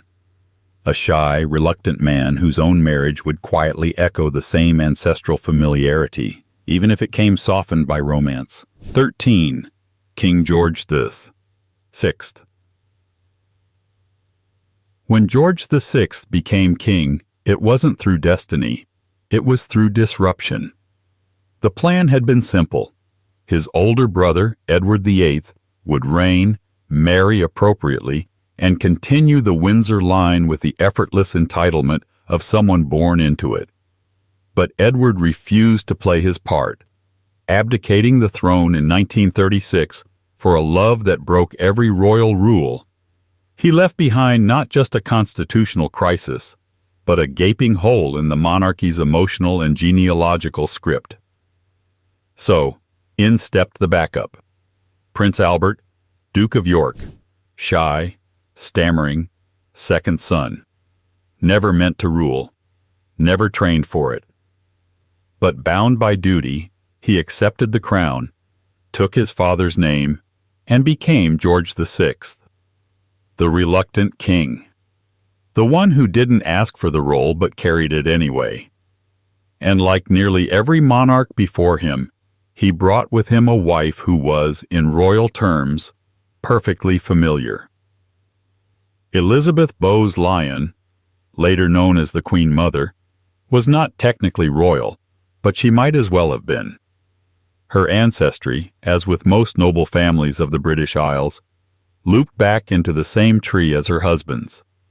Through shared descent from Sir William Gascoigne, the same ancestor later shared with Catherine Middleton, and several other medieval nobles, Elizabeth and George were 13th cousins once removed. A relation distant enough to be legally insignificant, but close enough to check the appropriate boxes. Their marriage was framed as romantic, a softening of monarchy's hard lines. George reportedly proposed to Elizabeth multiple times before she agreed. When they wed in 1923, it marked a small but noticeable shift in the royal narrative. This wasn't a strictly dynastic union. This was, as the papers called it, love. But love in royal terms is often a strategic kind of warmth. Their marriage certainly looked stable, and by many accounts it was. Elizabeth's confidence offset George's anxieties. Her sociability balanced his reticence. In public, they were poised, elegant, and dutiful, a balm to a nation weary from war and scandal. But behind the calm exterior was a relationship steeped in the same traditions that had defined royal unions for centuries. The calculated blending of bloodlines just distant enough to seem modern, and just close enough to keep the family resemblance intact. George VI came to the throne at a dangerous time. Europe was fracturing under the weight of rising fascism. The empire was strained, its colonies restless. The monarchy, already bruised by Edward's abdication, needed a rebranding. George delivered it not with grandeur, but with gravity. He was steady, serious, burdened. He didn't charm crowds, he reassured them. And Elizabeth, with her calm demeanor and steely optimism, helped frame the couple as the face of wartime resilience. During World War II, they refused to leave London during the Blitz. They toured bombed neighborhoods, stood among the rubble, and projected an image of shared sacrifice. Monarchs not above their people, but among them. It was a new kind of royal symbolism. Not lavishness, but loyalty. Not divine rule, but domestic strength. And yet, for all their modern optics, their place in the family lineage was deeply traditional.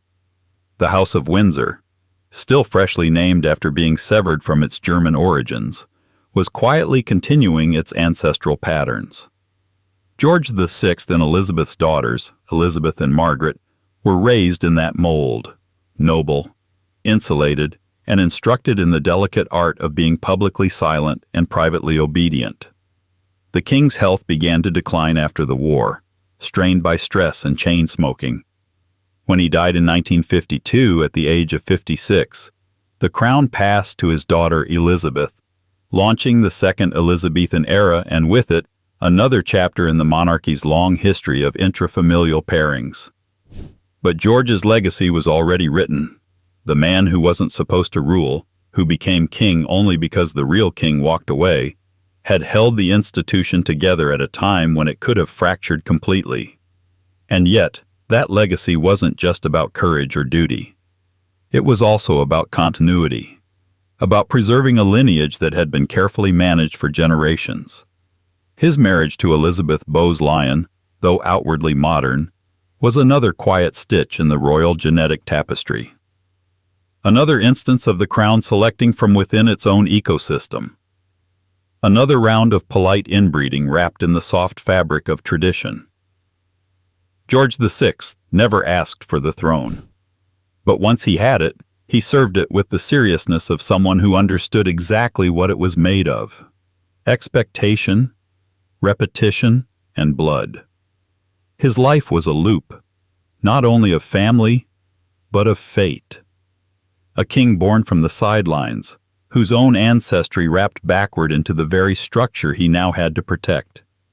And what he protected, above all, was the idea that royalty could still look familiar, not just in face, but in lineage. Because in the royal world, even when the names change, the blood stays remarkably the same. And in the queen he married, his distant cousin, his calming counterbalance, the royal tradition found another quiet success. One that would echo through his daughter's reign and into the generations still queued behind the throne. 14. Elizabeth Bowes-Lyon, Queen Mother. She would become one of the most beloved figures in the history of the British monarchy, smiling in pastel hats, walking through bombed-out streets during the Blitz, and outliving nearly every peer and politician of her time. But before she was the Queen Mother, Elizabeth Bowes-Lyon was something else entirely. A noblewoman with a fine-tuned sense of duty, a pedigree soaked in centuries of aristocratic cross-pollination, and a surname that sounded just foreign enough to feel historic. Born in 1900 into the Scottish nobility, Elizabeth Angela Marguerite Bowes-Lyon was the 9th of 10 children in a family that, like so many of its class, traced its roots back through centuries of carefully preserved bloodlines. Her father, the 14th Earl of Strathmore and Kinghorn, had titles going back to the 17th century. Her mother, Cecilia Cavendish Bentinck, came from a family line that included dukes, barons, and, through a tangled but traceable web of Tudor-era marriages, a shared ancestry with the royal family itself. It was through these old, comfortable genealogical corridors that Elizabeth Bowes-Lyon and Prince Albert, later George VI, eventually connected. They were 13th cousins once removed, distantly related through multiple shared ancestors, most notably Sir William Gascoigne and other minor nobles, whose names now mostly live in footnotes and heraldic charts. It wasn't the kind of close cousin marriage that drew headlines in earlier centuries, but it was well within the aristocratic preference for familiar faces and compatible bloodlines. In royal matchmaking, there's a sliding scale of acceptability, and Elizabeth's background, noble but not reigning, familiar but not flashy, made her perfect. She wasn't foreign, which had become politically inconvenient by the early 20th century. She wasn't divorced, which was still taboo. And she wasn't completely unrelated, which would have been, to the royal mind, an unnecessary risk. She was raised in grand estates and educated in the informal but rigid traditions of the British upper class. Fluent in French, trained in music, adept at turning politeness into a kind of performance art. She moved easily in royal circles. When Prince Albert proposed to her in 1921, she reportedly declined. Twice. Not because she didn't like him, but because she didn't want the life that came with it.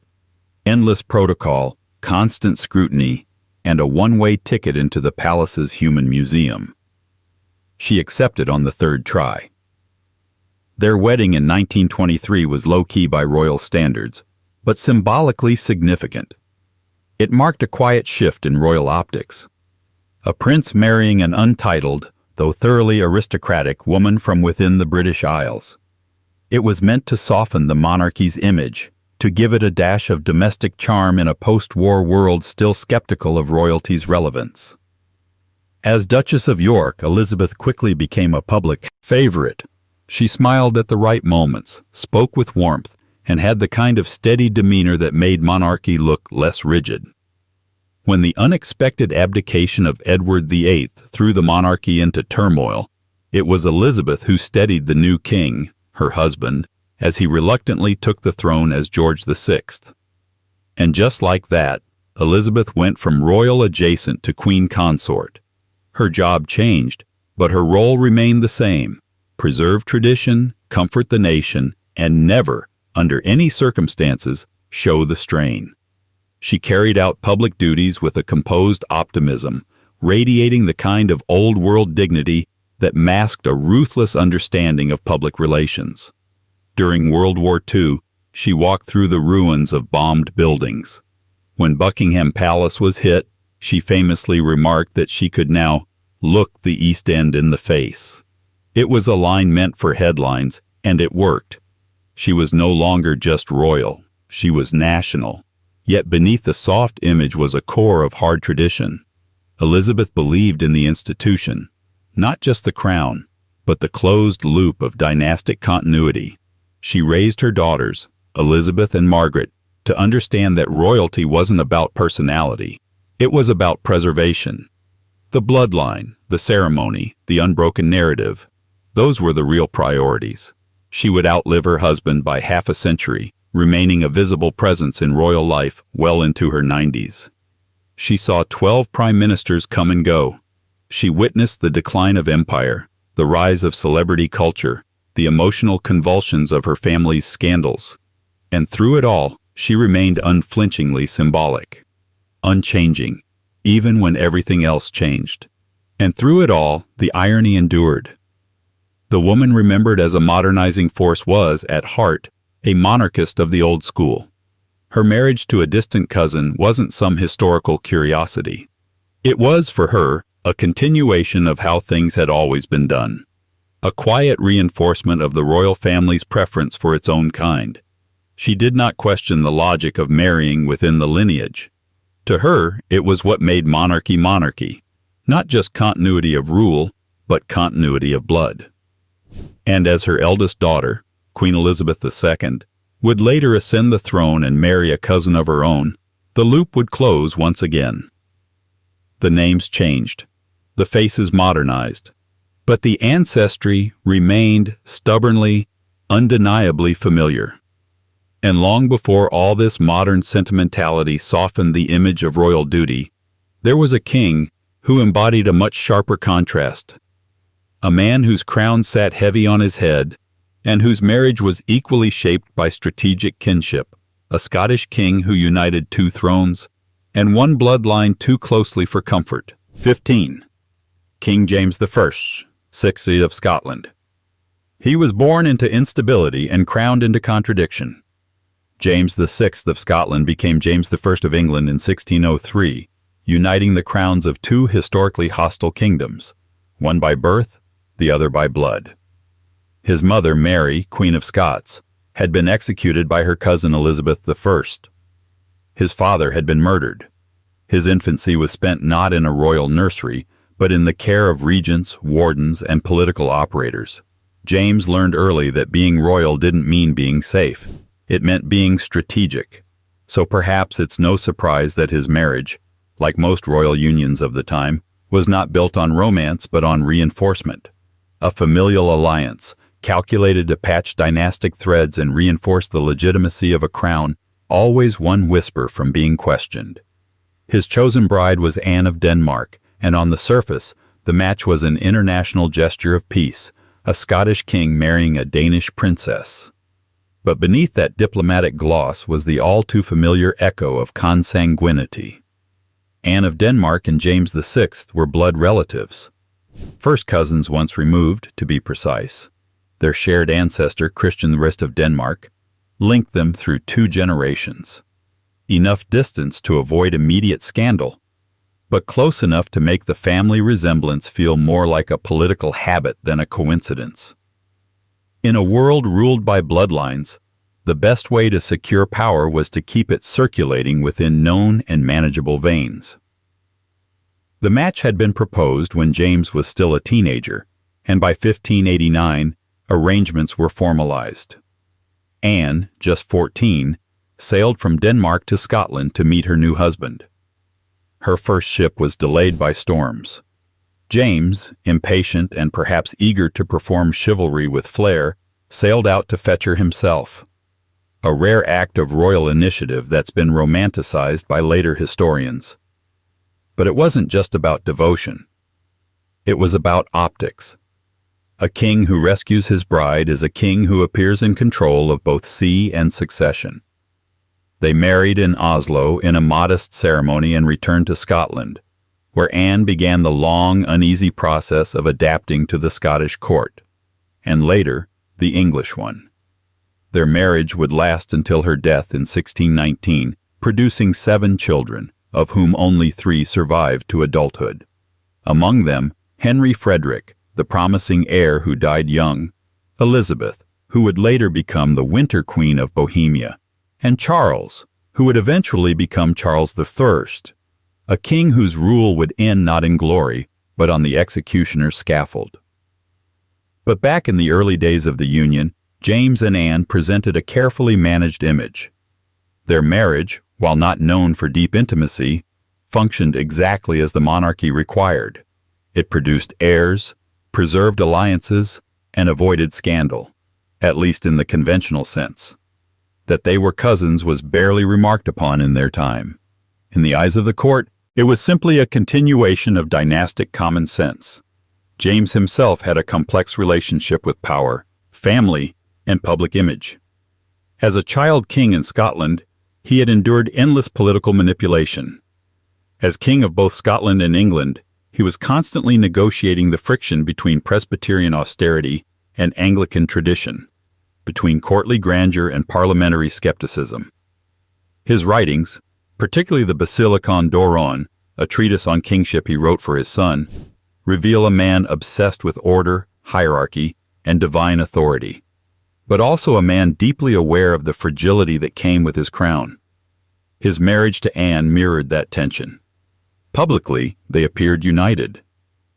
Privately, their relationship was marked by long separations, occasional quarrels, and diverging temperaments. Anne converted to Catholicism in secret, a dangerous choice in Protestant England, and James, while politically Protestant, held unusually tolerant views for the time.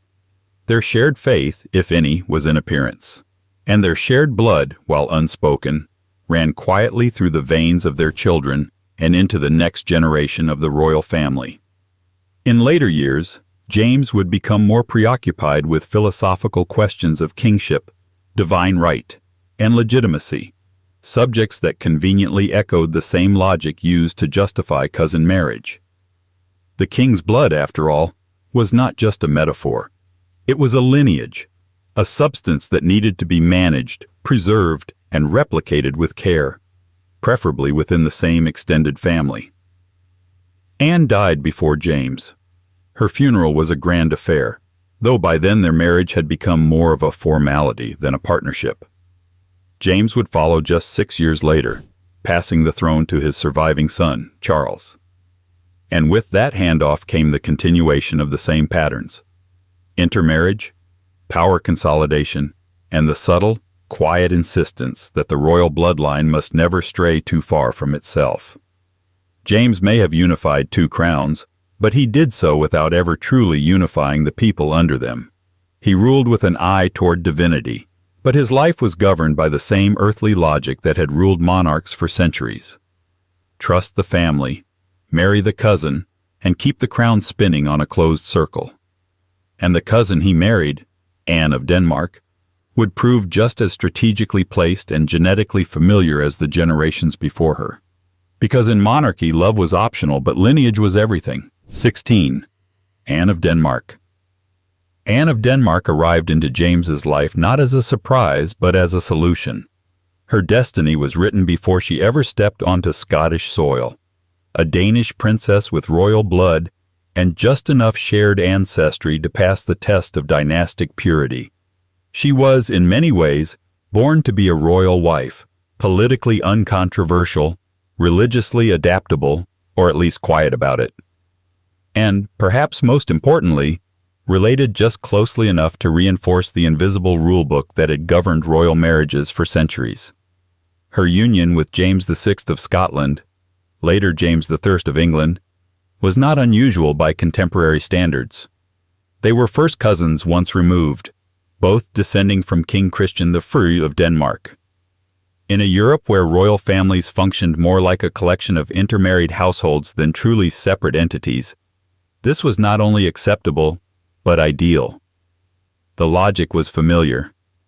Better a cousin you can negotiate with than a stranger you might have to go to war with. Born in 1574 to King Frederick II of Denmark and Norway and Queen Sophie of Mecklenburg-Güstrow, Anne was raised in a Protestant court with strong Lutheran values and strong Scandinavian pride. She was intelligent, reportedly headstrong, and known to speak her mind, qualities that would prove both useful and inconvenient once she was absorbed into the British crown. As a child of the Danish court, she was raised with the expectation that her marriage would serve state interests before personal ones, that it would, ideally, knit alliances and cement borders, that love, if it showed up, would be purely incidental. Her match with James was negotiated when she was just 13.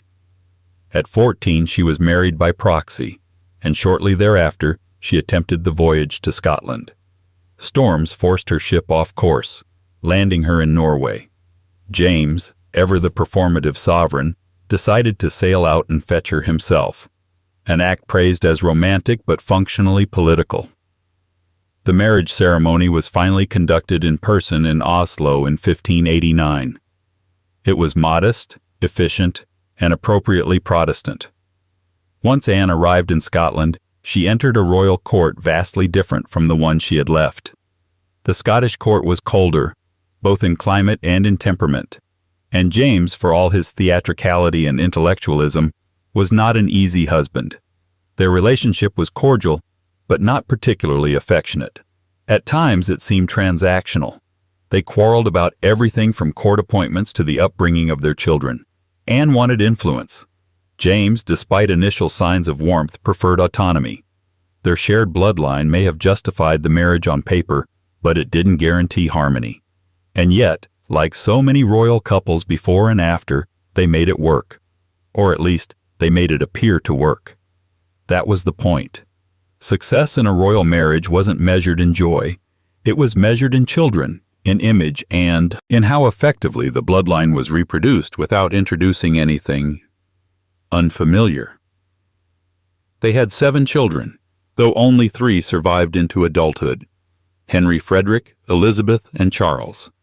Henry, the eldest, was groomed as the future king, charismatic, energetic, everything James wasn't, but he died of illness at just 18. His death devastated Anne and shifted the focus onto Charles, her youngest surviving son, who would eventually take the throne as Charles I. Through all this, Anne maintained her position, not just as queen consort, but as a political player in her own right. She was often at odds with James's courtiers and advisors, especially when it came to matters of religion and her children's education. Her own religious affiliations were murky. While she officially converted to Anglicanism after arriving in Scotland, it was widely suspected, and later all but confirmed, that she maintained Catholic sympathies, possibly even converting in secret. This, of course, was delicate. Being the wife of a Protestant king was one thing. Being his cousin and a possible closet Catholic during a time of religious tension was quite another. Despite these frictions, Anne remained a queen who knew how to play the part. She embraced the arts, became a patron of architecture and theater, and maintained her own court that, while often in quiet rebellion against James's influence, kept her politically relevant. She was fashionable, theatrical, and far more ambitious than her early portrayal as a passive princess suggested. Her influence was rarely overt, but always present. She died in 1619 at the age of 44, several years before her husband. Her legacy is one of subtle rebellion, a woman born into the rules of dynastic marriage who played the long game of autonomy within them. She didn't overthrow tradition, but she did bend it where she could. Her children carried on the bloodline she had reinforced with her cousin husband, and her descendants would go on to rule England, Scotland, Ireland, and eventually a much larger empire. In marrying James, Anne became a living thread in a larger tapestry, one that had been carefully woven over generations to keep power tightly held within the same web of elite families. Her Danish blood, filtered through a shared ancestor, was not just acceptable, it was desirable. She was, like so many royal women before and after, chosen not because she was loved, but because she matched. And her children would carry that match forward, most notably Charles, a king who inherited more than a throne. He inherited a legacy of entangled blood, cousin-bred succession, and a monarchy increasingly struggling to explain why, despite all the pomp, the same names kept reappearing in the family portrait. 17. King Henry VIII. Few monarchs are as instantly recognizable or as heavily mythologized as King Henry VIII. The rotund king with 6 wives, a temperamental court, and a near-apocalyptic religious split under his belt. Henry has been immortalized as both tyrant and visionary, brute and reformer. But before he decapitated his way through English matrimony, before he shattered England's communion with Rome, before the crown became his personal chessboard, Henry did what most monarchs were expected to do. He married his cousin. Catherine of Aragon was her name, a Spanish princess, devout Catholic, widow of Henry's older brother Arthur, and, not incidentally, his third cousin. Through their mutual descent from John of Gaunt, the son of Edward III, Henry and Catherine shared a common bloodline, a respectable trace of genealogical proximity that would have made medieval churchmen a little nervous, and Tudor courtiers quietly reassured. After all, nothing said legitimate dynasty like a nice, clean, consanguineous marriage. The match had started as politics. Catherine was originally betrothed to Arthur as part of a diplomatic alliance between England and Spain. When Arthur died months into their marriage, the alliance frayed.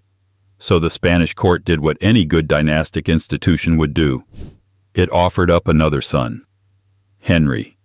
A second try at the same arrangement, but with the added tension of canon law's inconvenient stance on marrying your brother's widow.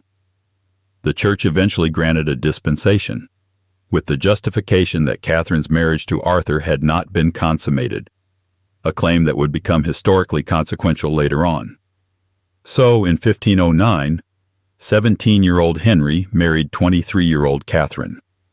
It was a respectable union, a display of continuity and strategy, and it fit nicely into the long-standing royal preference for intermarriage between noble houses already connected by blood. Henry and Catherine were both Plantagenet descendants, tied through English and Iberian lines that looped back into each other across generations. Their cousin marriage wasn't considered scandalous. It was considered normal. Predictable, even. Henry may have been young, energetic, and enamored with the ideals of chivalry and glory, but his first marriage was pure tradition. Marry the cousin, preserve the alliance, produce heirs, move on. But the heirs didn't come. Or rather, they didn't survive. Catherine suffered multiple miscarriages and infant deaths. Only one child, Mary, survived past infancy. And with each passing year, Henry's concern deepened. not just as a man desperate for a son, but as a king watching his carefully curated dynastic line fray at its edges. It was here that Bloodlines stopped being a comfort and started becoming a crisis. Henry became obsessed with the idea that his marriage to Catherine was cursed, that by marrying his brother's widow, his cousin, he had violated divine order despite the Pope's blessing. He began to cite Leviticus. If a man shall take his brother's wife, it is an unclean thing. They shall be childless. To Henry, Mary didn't count. A daughter didn't solve the succession crisis. England needed a male heir. And Henry, always eager to bend religion to his needs, decided God was punishing him for marrying Catherine in the first place. Thus began the great matter, Henry's attempt to annul his marriage. What followed is well known: the break with Rome, the creation of the Church of England, and a parade of subsequent wives, several of whom were also related to him. But it all started with Catherine. And it all started with a marriage that was, like so many before it, justified by the logic of shared blood. And Catherine wasn't Henry's only cousin-adjacent entanglement. Anne Boleyn, his second wife, was related to him as well, a second cousin once removed through the Howard family. Jane Seymour, his third wife, was distantly related through common descent from Edward III. It's easy to forget, with all the beheadings and courtly drama, that Henry VIII was a relentless enforcer of dynastic purity. His love life might have looked chaotic, but his marriage choices consistently followed a single pattern: keep it in the family. His romantic life was a dramatized extension of Tudor politics. Marry those with noble blood, preferably blood you already share. It was less about sentiment and more about security. A familiar surname was worth more than unfamiliar virtue. Lineage mattered, and the more tangled it was, the more legitimate it seemed. In the end, Henry would have 3 children by 3 different wives, all of whom were related to him, in varying degrees: Mary by Catherine, Elizabeth by Anne, and Edward by Jane. None of the unions escaped the gravitational pull of royal intermarriage. None could. And though his reign is remembered more for breakups than for bloodlines, Henry's dynasty stood as a monument to the monarchy's most enduring tradition: marrying within the known circle. He turned the throne into a personal battleground, yes, but he never strayed far from the ancestral script. The real story isn't just about Henry's wives, it's about the consistency, the inescapable insistence that a royal must marry someone not just appropriate, but genetically familiar. And the woman he chose to start it all, Catherine of Aragon, was, despite the scandals that followed, the perfect dynastic match. A cousin, a royal, a mistake he never stopped trying to correct. But if Henry believed his union with Catherine brought divine punishment, the woman herself had a very different view of the marriage, and of the bloodline they both protected. Because Catherine wasn't just a political pawn, she was royalty too. And just like Henry, her veins ran thick with cousin-bred nobility. 18. Catherine of Aragon. Long before she became the first in a now infamous line of Henry VIII's 6 wives, Catherine of Aragon was already royalty twice over. The youngest daughter of Ferdinand II of Aragon and Isabella I of Castile, the famed Catholic monarchs of Spain, Catherine had been raised not merely with privilege, but with purpose. From birth, she was designated to become Queen of England, a diplomatic jewel in the tightly curated crown of European alliances. And like most royal matches of the era, her marriage would be to someone within the extended family. Catherine's bloodline was one of the most powerful in Europe, but it wasn't just noble, it was familiar. Through her mother's English ancestry, Catherine shared a common lineage with her future husband, Henry VIII. Both she and Henry were descendants of John of Gaunt, the 3rd son of Edward III. That made them third cousins, a level of relatedness that, while not scandalously close, was definitely close enough to count in the long-running tradition of interroyal pairings. In other words, their marriage wasn't just politically advantageous, it was dynastically neat. But before Catherine could marry Henry, she married his older brother, Arthur, Prince of Wales. That union, arranged when she was just 3 years old and he only 2, was a textbook example of strategic cousin marriage. Two powerful monarchies aligning through a shared descendant of the Plantagenets, ensuring their royal bloodlines remained intertwined and fortified. When Catherine finally arrived in England at the age of 15, she brought with her a Spanish court, a substantial dowry, and an unshakable belief in her royal destiny. Catherine and Arthur were married in 1501. The union was short-lived. Within 5 months, Arthur fell ill and died, leaving Catherine a widow in a foreign country, with her future suddenly uncertain. The alliance between Spain and England was now politically unstable, and Catherine's value, once measured in her suitability as a royal wife, was in jeopardy. But where most stories of royal women might have ended there, Catherine's was just beginning. After Arthur's death, diplomatic wheels began to turn once again. Henry VII, ever the strategist, quickly moved to keep the alliance intact by proposing a new match. Catherine would marry Arthur's younger brother, Henry, now the heir to the English throne. But there was a problem. Canon law prohibited a man from marrying his brother's widow. The Church, naturally, had mechanisms for this, namely, papal dispensation. And one was granted on the basis of Catherine's insistence that her marriage to Arthur had never been consummated. This detail, whether true or not, would go on to define the next 3 decades of English history. In 1509, after Henry VII's death, the young Henry VIII ascended to the throne and married Catherine. At just 17, Henry was energetic, handsome, and full of promise. Catherine, at 23, was more seasoned, politically astute, and deeply devoted to her faith. Their early years were surprisingly harmonious. Henry referred to her as his true and loving wife. She was crowned alongside him, bore him a son, who died in infancy, and gave birth to their daughter Mary in 1516. But as years passed and no surviving male heir was produced, anxiety began to replace affection.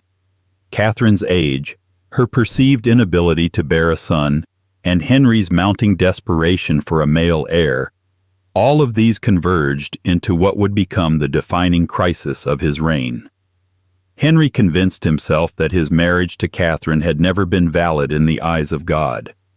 He claimed that the dispensation from Pope Julius II had been a mistake, that by marrying his brother's widow, even with papal approval, he had committed a spiritual violation, and conveniently, that violation explained why he had no son. But behind the theological arguments, the real issue was lineage. Henry feared the Tudor dynasty, new and still tenuous, would collapse without a male successor. And so, under the banner of religious conscience, he pursued an annulment. Catherine, unsurprisingly, refused. She argued, with unflinching dignity and clarity, that her marriage to Arthur had never been consummated, that she was Henry's lawful wife, and that the Pope's dispensation was both legitimate and binding. She was defending not just her honor, but the legitimacy of her daughter Mary and her own place in the dynastic web of Europe's monarchies. Catherine, after all, was no common noble. She was a Spanish infanta, descended from the same bloodlines that had shaped the English, Portuguese, and Habsburg courts. Her ancestry had been carefully cultivated through generations of cousin marriages. She was as royal and as genetically vetted as any queen consort in Europe. As Henry pressed for annulment, the political and religious crisis deepened. The Pope stalled. Catherine stood her ground. And eventually, Henry, frustrated and unchecked, broke from the Roman Catholic Church entirely, triggering the English Reformation. All of it, ostensibly, over a marriage that began with 2/3 cousins and ended with an empire divided.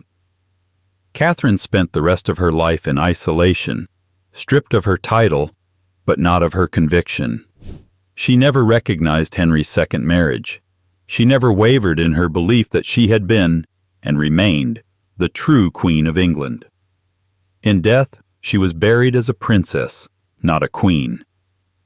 But history remembers her differently, and her daughter, Mary, would one day take the throne, a monarch born of a marriage that began as a union of royal blood and ended as a theological fracture. Catherine may have been cast aside, but her blood remained in the line, as it was always intended. And while Catherine's royal credentials were impeccable, Henry's next wife would complicate the picture even further, not just politically, but genetically. Because Anne Boleyn wasn't just a courtier with ambition. She too shared blood with the crown, and with Henry, and with 19. Anne Boleyn. To call Anne Boleyn a commoner is a disservice to how the Tudor court understood status, and to how the Tudors understood blood. While she wasn't a princess or duchess in her own right, Anne was no mere court upstart. She was born into a family with extensive noble connections, centuries of carefully curated intermarriage, and most importantly, an ancestral link to the king himself. Her rise may have scandalized Europe, but in the great tradition of royal matchmaking, Anne Boleyn fit the mold better than most would admit. A cousin with just enough distance to excite, and just enough pedigree to reassure. Anne was born around 1501 to Thomas Boleyn and Lady Elizabeth Howard, the daughter of Thomas Howard, 2nd Duke of Norfolk. The Howards were one of England's premier noble families, their bloodline crawling through nearly every branch of the Plantagenet tree. Anne's mother's side traced back to Edward I, and through her Howard lineage, she and Henry VIII were second cousins, both descended from King Edward I and Eleanor of Castile. It was a distant connection by modern standards, but in Tudor England, it was meaningful. It meant Anne was safe. Her bloodline, however filtered, was still royal. This fact often gets lost in the soap opera version of Anne's story. Modern portrayals tend to frame her as the ambitious commoner who seduced a king and tore a nation in half. But Anne didn't arrive at court as a nobody. She arrived as part of an extended family already enmeshed in the machinery of monarchy. Her uncle was the Duke of Norfolk, one of the most powerful men in the kingdom. Her father had served in diplomatic posts across Europe. Her sister Mary had already caught the king's attention, and quite possibly more. Anne, then, was less of an outsider and more of a well-placed insider who understood how to leverage her position. Educated in the Netherlands and France, fluent in multiple languages, and trained in the continental style of courtly behavior, Anne was witty, polished, and politically sharp. She knew how to hold attention and how to refuse it. That refusal was the hook. When Henry VIII began to pursue her in the mid-1520s, Anne did not yield. She didn't become his mistress, like her sister. She insisted on more, not just gifts or favor, but marriage. And this, of course, presented a problem. Because Henry was still married to Catherine of Aragon, and the church wasn't in the business of retroactively undoing sacramental unions, especially not when they involved a Spanish princess and papal approval. What followed was 7 years of diplomatic standoff, religious upheaval, and personal obsession. Anne became Henry's fixation, his future, and eventually his queen. In 1533, after breaking with Rome and declaring his first marriage void, Henry married Anne. She was already pregnant with Elizabeth, their daughter, who would later become one of England's most enduring monarchs. But the celebration didn't last long. Anne's time as queen was marked by tension from all sides. The court was divided. Many still considered Catherine the rightful queen. The public, largely loyal to the old ways, viewed Anne as an interloper, and worse, a usurper. And when she failed to produce a male heir, Henry's infatuation curdled into frustration. By 1536, just 3 years after their marriage, Anne was accused of adultery, incest, and treason. Charges widely regarded by historians as fabricated or grossly exaggerated. Her fall was swift and brutal, but beneath the public spectacle lay a quieter irony. She had been undone not just by court politics, but by the very system that had made her marriage possible. She and Henry were cousins. They had shared ancestry. Her bloodline had been one of the things that made her marriage to the king appear legitimate in the first place, a distant echo of the royal norm that said it was safer to marry within the fold than outside of it. But once she failed to deliver a son, that same familiarity offered no protection. She was removed, executed, buried in haste, and yet her daughter, Elizabeth I, would become the embodiment of royal competence. A queen who reigned for 44 years, who outlived her siblings, who survived plots and threats and court betrayals. Elizabeth inherited more than her mother's cleverness. She inherited her blood, royal, noble, and unmistakably entangled with the same ancestral threads that had knotted themselves around every Tudor throne. Anne Boleyn's story is often told as a tragedy of ambition. But it is also a story about how royal bloodlines, once a source of elevation, could just as quickly become entrapments. She married a man who shared her ancestry, and for a brief moment, that shared blood was power. But in the Tudor world, power was conditional, and even cousins could be discarded when the line of succession demanded it. Anne died a queen, a traitor, and a footnote in the eyes of her enemies. But her bloodline survived. Not just through Elizabeth, but through the quiet, persistent logic of monarchy. The idea that if you keep the family close enough, it won't betray you. It's a comforting illusion. One Henry never stopped chasing, and one that would reappear yet again in his next marriage, to another woman of noble stock, and yes, of shared descent. Because the story of Henry VIII was never just about 6 wives. It was about one dynasty and its refusal to marry outside itself. 20. Jane Seymour. By the time Jane Seymour entered the spotlight, Henry VIII's court was already a stage soaked in uncertainty, tension, and a lingering scent of scorched reputation. Anne Boleyn's fall had shocked even the most cynical courtiers. A queen arrested, tried, and executed within weeks, her body buried in haste beneath the stones of the Tower. And scarcely a fortnight later, Jane Seymour was queen. Officially, the third wife. Quietly, another cousin. The romantic narrative goes that Jane was the soothing presence Henry craved after the storm of Anne. Modest, devout, docile, the anti-Boleyn in every visible way. But beneath the comparisons and courtly performances, Jane's elevation followed the same quietly repetitive logic that had shaped Henry's previous marriages. She came from good stock, and more importantly, from familiar stock. Jane Seymour was born around 1508 at Wolfhall in Wiltshire, the daughter of Sir John Seymour and Marjorie Wentworth. Her family was noble, landed, and deeply embedded in the aristocratic circuits of Tudor England. Her mother, Marjorie, descended from Elizabeth Cheney, a great-granddaughter of Richard, 1st Earl of Cambridge, connecting Jane to the Plantagenets. Through this lineage, Jane and Henry VIII were 5th cousins, both descendants of King Edward III. Not scandalously close, but close enough for comfort. In the royal court, this level of relation wasn't unusual. It was strategic.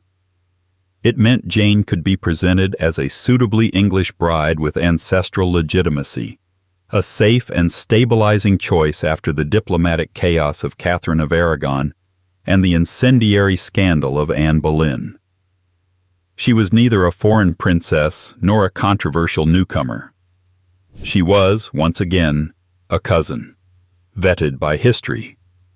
Jane entered court service as a lady-in-waiting to Catherine of Aragon and later to Anne Boleyn, a position that placed her within the king's line of sight and within the carefully engineered proximity required for court advancement.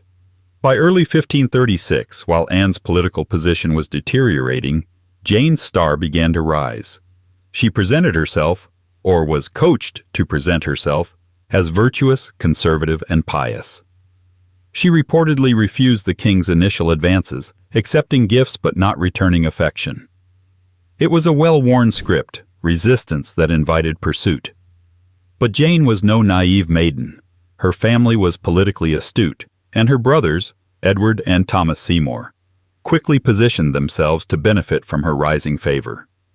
This wasn't just courtly romance, it was dynastic chess. Jane's virtue was a public performance. Her lineage was the ticket. Marrying her allowed Henry to return to a more traditional image of queenship. English, noble, and distantly related. Her marriage to Henry was sealed on May 30th, 1536, just 11 days after Anne Boleyn's execution. Jane moved into the spotlight with a practiced humility. She avoided the flair and controversy that had marked her predecessor's reign. She did not involve herself in policy debates or political appointments. Her public role was defined by silence and submission, the very traits Henry now celebrated as royal virtue. But Jane's real value lay in what she could deliver: a son. In 1537, she gave birth to Edward, the long-awaited male heir. Henry, now nearing 50 and increasingly desperate to secure the Tudor line, viewed Edward's birth as divine vindication. Jane was praised, lauded, and elevated, briefly. She died just 12 days later, likely from postnatal complications. Her death transformed her into a symbol, the perfect queen. She had given England a son, died in the process, and never once challenged the king's authority. But the quiet, ironclad truth behind her rise, as with Catherine and Anne before her, was that she belonged.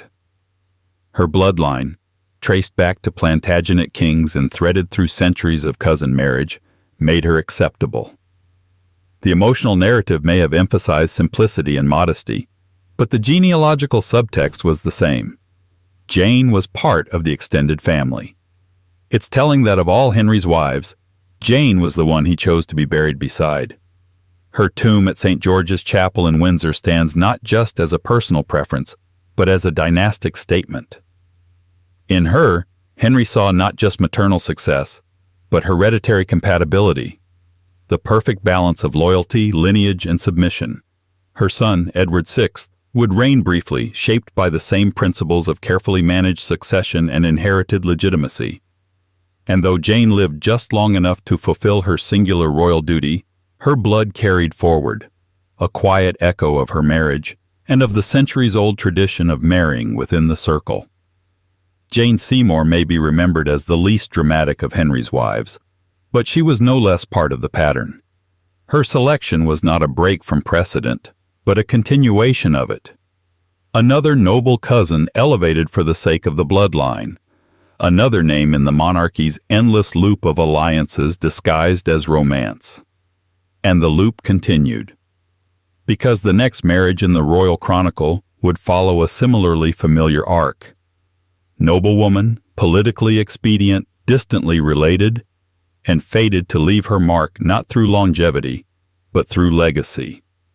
A legacy that, once again, would wrap itself in the comforting folds of shared ancestry. 21. King Edward IV. If there was one thing King Edward IV understood instinctively, it was how to look like a king. Towering, handsome, charismatic to the point of myth, Edward wasn't just royal, he was radiant. In the middle of the Wars of the Roses, when the Plantagenet world was tearing itself apart and switching allegiances with every sunrise, Edward strode through the chaos like a golden contradiction, part warlord, part heartthrob, and fully in control of a bloodline that had no patience for dilution. Born in 1442, Edward was the eldest son of Richard, Duke of York, a key player in the dynastic game between the houses of York and Lancaster. Through his father, Edward descended from both Lionel of Antwerp and Edmund of Langley, two sons of King Edward III. His claim to the throne was not just based on strength of arms, but on pedigree, a double helix of royal descent that made his blood politically potent and genealogically immaculate. Which is why his eventual choice of bride would send a minor shockwave through the nobility. He was expected to marry a foreign princess, a French royal maybe, or a Burgundian duchess, someone whose dowry could buy troops and whose ancestry would add another gilded branch to the already tangled royal tree. Instead, Edward married for what appeared to be, at least on the surface, Love. Elizabeth Woodville. Widowed, Lancastrian aligned, and most scandalously of all, English. The court was stunned. His advisors were horrified. Edward had secretly married a woman with no foreign crown, no substantial army, and no strategic alliance to offer. But what she did have, and what most forget, was a bloodline that made the match more familiar than it first appeared. Elizabeth Woodville wasn't some plucked from the meadow commoner. She descended from noble stock on both sides. Her father, Sir Richard Woodville, was elevated to the peerage by marrying Jacquetta of Luxembourg, a high-born European noblewoman with close ties to the English crown. But more importantly, Elizabeth's lineage could be traced back to the Nevilles and the Hollands, two noble families already deeply interwoven with the Plantagenet line. Through the Holland line, Elizabeth and Edward were distant cousins. Not scandalously close, but close enough to maintain the royal tradition of cousin marriage that had helped preserve noble bloodlines and consolidate power for centuries. In a world where marriage was rarely about affection, the love match narrative may have been a romantic flourish. But the genealogical map tells a more consistent story. Edward married within the circle. Still, Elizabeth's background stirred resentment. She brought with her a large family, ambitious brothers, opportunistic uncles, and enough political baggage to make the court uneasy. But Edward stood by her. He legitimized the union, elevated her relatives, and defended her position as queen consort despite waves of aristocratic sneering. The union produced 10 children, including the ill-fated princes in the Tower, and Elizabeth's blood, already tied to Edward's, was folded deeper into the Plantagenet line. Their children, notably Elizabeth of York, would later merge the houses of York and Lancaster through her marriage to Henry VII, founding the Tudor dynasty. So while Edward's marriage was branded unorthodox, it ended up producing the very bloodline that would dominate English royalty for the next century. Edward's personal life may have been peppered with mistresses and military campaigns, but his dynastic instincts remained consistent. He valued loyalty, legacy, and lineage, and his marriage to Elizabeth, while scandalous to his contemporaries, still echoed the same genetic conservatism that defined so many royal unions before and after. Even in breaking with political expectations, Edward remained faithful to a subtler tradition, marrying a woman who, while presented as an outsider, was in fact part of the same ancestral echo chamber. And Elizabeth Woodville, the queen who once shocked the court, would, through her daughter, become the grandmother of Henry VIII. Her bloodline, traced through the folds of royal strategy and cousin-based courtship, continued to pulse through the veins of monarchs who never once stopped repeating history. Because in royal England, love stories may change their costumes, but the cast stays remarkably the same. And the next act in this generational loop?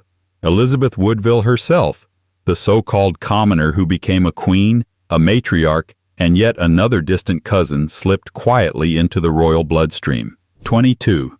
Elizabeth Woodville. To outsiders, she was a commoner queen, a Lancastrian widow who caught the heart of the most dazzling Yorkist king.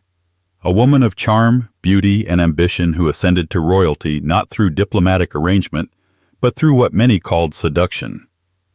But this version of Elizabeth Woodville, the parvenu upstart who disrupted the noble pecking order, leaves out the one thing the court could never ignore. She was family. Not in the obvious cloying way that cousin marriages had been practiced for centuries among crowned heads of Europe, not as close as Anne Boleyn or Jane Seymour, but close enough, quietly close. Elizabeth Woodville and Edward IV were related through noble lines that had long since wrapped themselves around the Plantagenet core like ivy. Through the Holland and Neville families, Elizabeth shared distant ancestry with Edward, making them cousins, several times removed, and far from genetically foreign. So while the royal court recoiled at the idea of Edward marrying someone beneath him, a widow no less, and the daughter of a knight who had served Henry VI, Their indignation had more to do with social optics than with bloodlines, because her blood, as any herald could confirm, had been carefully filtered through centuries of highborn intermarriage. Elizabeth's mother, Jacquetta of Luxembourg, had once been a Duchess of Bedford. Her father, Richard Woodville, had been elevated to Earl Rivers. The scandal wasn't that Elizabeth wasn't noble. It was that she wasn't noble enough to keep the illusion of dynastic exclusivity intact.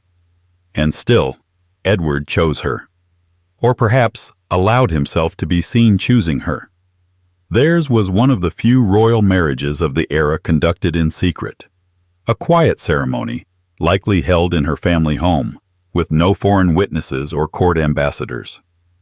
When the union was finally revealed in 1464, it caused uproar.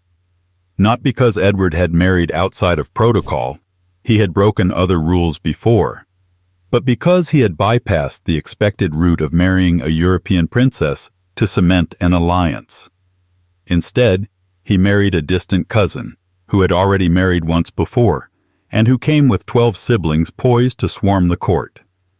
Elizabeth's rise to queen consort was swift, but it was not universally welcomed. She was crowned in May 1465, amid whispers and cold stares from the nobility.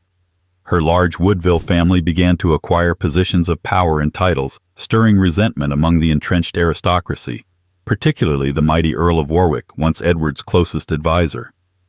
The perception was that the Woodvilles were social climbers.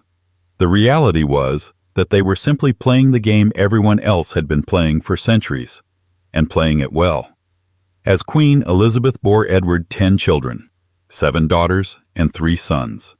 Among them, Elizabeth of York, who would eventually marry Henry VII, thus uniting the feuding houses of York and Lancaster. Through this marriage, Elizabeth Woodville's blood would enter the Tudor line, flowing through generations of monarchs including Henry VIII, Mary I, Elizabeth I, and beyond. Her position in the royal family, once controversial, became foundational. Yet her life was far from charmed.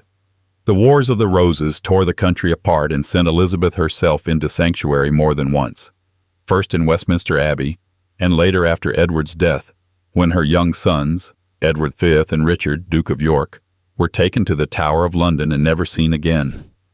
The so-called princes in the Tower, whose fate remains one of history's most enduring mysteries, were Elizabeth's sons.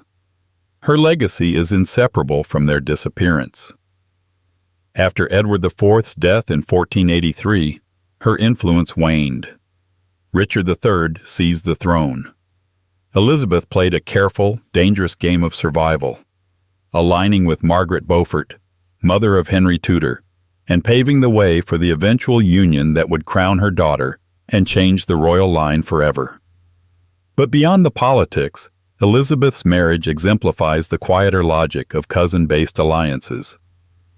Though scandalized in her time for marrying up, her genetic and aristocratic credentials were never as far from royal standards as her detractors claimed.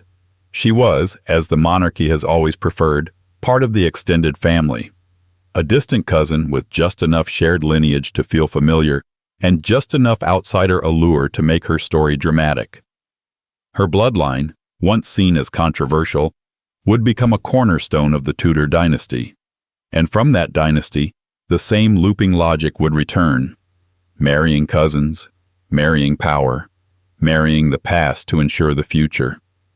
And few exemplified that return to ancestral proximity better, or more chillingly, than her youngest surviving son's most notorious rival, a king who married not just into the extended family but directly into its spine, a man whose union echoed all the worst-case scenarios of cousin marriage, political, personal, and hereditary. The last Yorkist king, Richard III, 23. King Richard III. In the annals of English royalty, King Richard III remains the eternal paradox, a figure caught between villain and victim, propaganda and reality. To some, he's the ruthless usurper who imprisoned his nephews and clawed his way to the throne. To others, he's the misunderstood monarch, undone by Tudor spin. But behind the battlefield deaths and missing princes Richard's life followed the same familiar script that had shaped generations of monarchs before him: power, bloodline, and a marriage that, once again, looped neatly back into the family tree. Richard Plantagenet was born in 1452 at Fotheringhay Castle, the youngest surviving son of Richard, Duke of York, and Cecily Neville. His pedigree was pure Yorkist, thick with Plantagenet ancestry and noble alliances. Like his elder brother Edward IV, Richard was a double descendant of Edward III, on both his maternal and paternal sides. He was born not just into war, but into a family whose bloodlines were already folded tightly in on themselves. By the time he was old enough to wield influence, the Wars of the Roses were in full swing. The Yorks and Lancasters had transformed England into a chessboard of shifting allegiances and brutal betrayals. Amid this backdrop, Richard carved out a reputation as a loyal, capable commander, fighting alongside his brother Edward in multiple campaigns. He was made Duke of Gloucester at age 9 and later rewarded with vast lands and titles for his loyalty. But it's his marriage, and the woman at the center of it, that reveals the deeper dynastic pattern. In 1472, Richard married Anne Neville. She was no stranger. In fact, she was his first cousin once removed, the daughter of his cousin Richard Neville, the Earl of Warwick, famously known as the Kingmaker. Anne's mother, Anne Beauchamp, also descended from the Plantagenets, making Anne Neville one of the most nobly bred women in the kingdom. Her marriage to Richard wasn't simply a love match or a political grab. It was a consolidation of deeply entangled bloodlines. Anne had previously been married to Edward of Westminster, the only son of Henry VI and Margaret of Anjou, making her briefly a Lancastrian princess before her fortunes were reversed after the Battle of Tewkesbury, where Edward was killed and the Lancastrian cause all but extinguished. Captured, widowed, and politically sidelined, Anne was a valuable piece in the royal marriage market. Her hand came with a claim to wealth, to legitimacy, and to the Neville inheritance, one of the largest in England. Richard's marriage to Anne served several purposes. It brought the Neville estates under his control, reinforced his Yorkist credentials, and just as importantly, tightened the already inbred web of Plantagenet descent. Cousin marriage, at this level of royalty, wasn't an accident. It was a safeguard, a way to ensure that the crown, the power, and the blood all remained in the same hands. Together, Richard and Anne had one son, Edward of Middleham, who died young. With his death, Richard's line was left without a clear heir, and with no legitimate successor, Richard's claim to the throne, which he had taken in 1483 after declaring his nephews illegitimate, became increasingly precarious. Anne herself died in 1485, likely of illness, though rumors circulated that Richard had poisoned her. A claim as likely to be Tudor fiction as it was court gossip. Still, the death of his wife and only child within a short period left Richard isolated, politically vulnerable, and dynastically weakened. But before her death, Anne had been more than a queen consort. She was the embodiment of dynastic strategy, the merging of two royal bloodlines that had already intersected multiple times. Through her, Richard solidified his hold on the Neville inheritance. Through their shared ancestry, he reinforced the idea that his reign was not just an opportunistic grab for power, but a continuation of a royal bloodline that had always married close to home. Richard died at the Battle of Bosworth Field in 1485, the last English king to die in combat. With his death, the Plantagenet dynasty came to an end, and the Tudor era began. But even as his corpse was buried in anonymity and later unearthed under a car park, Richard's marriage remains a footnote in a far older tradition, one where kings married cousins not in defiance of social norms, but in total compliance with them. The Plantagenets, like the Tudors after them, believed in the sanctity of blood, not metaphorically, but literally. Power came from lineage, Legitimacy came from proximity, and Anne Neville, with her royal surname and her matching ancestry, was a perfect match for a man born into a crown built on repetition.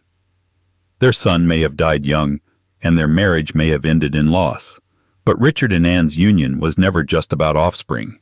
It was about preserving a pattern that the next generation, and the next civil war, would try to reshape, but never entirely break. 24. Anne Neville.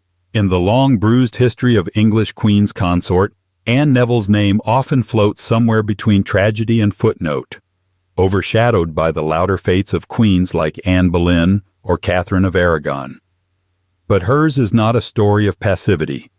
Hers is a story of inheritance, political positioning, and, as usual, family. The same family, over and over again. Anne Neville wasn't just born into nobility. She was born into the dynastic centrifuge of the Wars of the Roses, a conflict that wasn't just about thrones, but about which branch of the royal family had spun just a little too far from the trunk.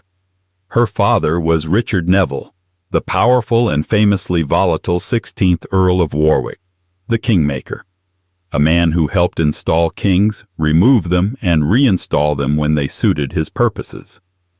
Her mother, Anne Beauchamp, Countess of Warwick in her own right, descended from the great Beauchamp and Despencer families, with bloodlines that fed directly back into the Plantagenet brood. Anne Neville was Plantagenet on both sides. She wasn't merely close to power, she was bred for it. And like so many royal women of her time, her body, name, and signature were pieces in a game being played by others. Her first marriage was to Edward of Westminster, the only son of Henry VI and Margaret of Anjou, the Lancastrian prince, whose very existence represented the opposite pole of the Civil War from Anne's own family. The match, engineered by her father in a moment of political betrayal against the Yorkist King Edward IV, Anne's cousin, was both bold and ironic.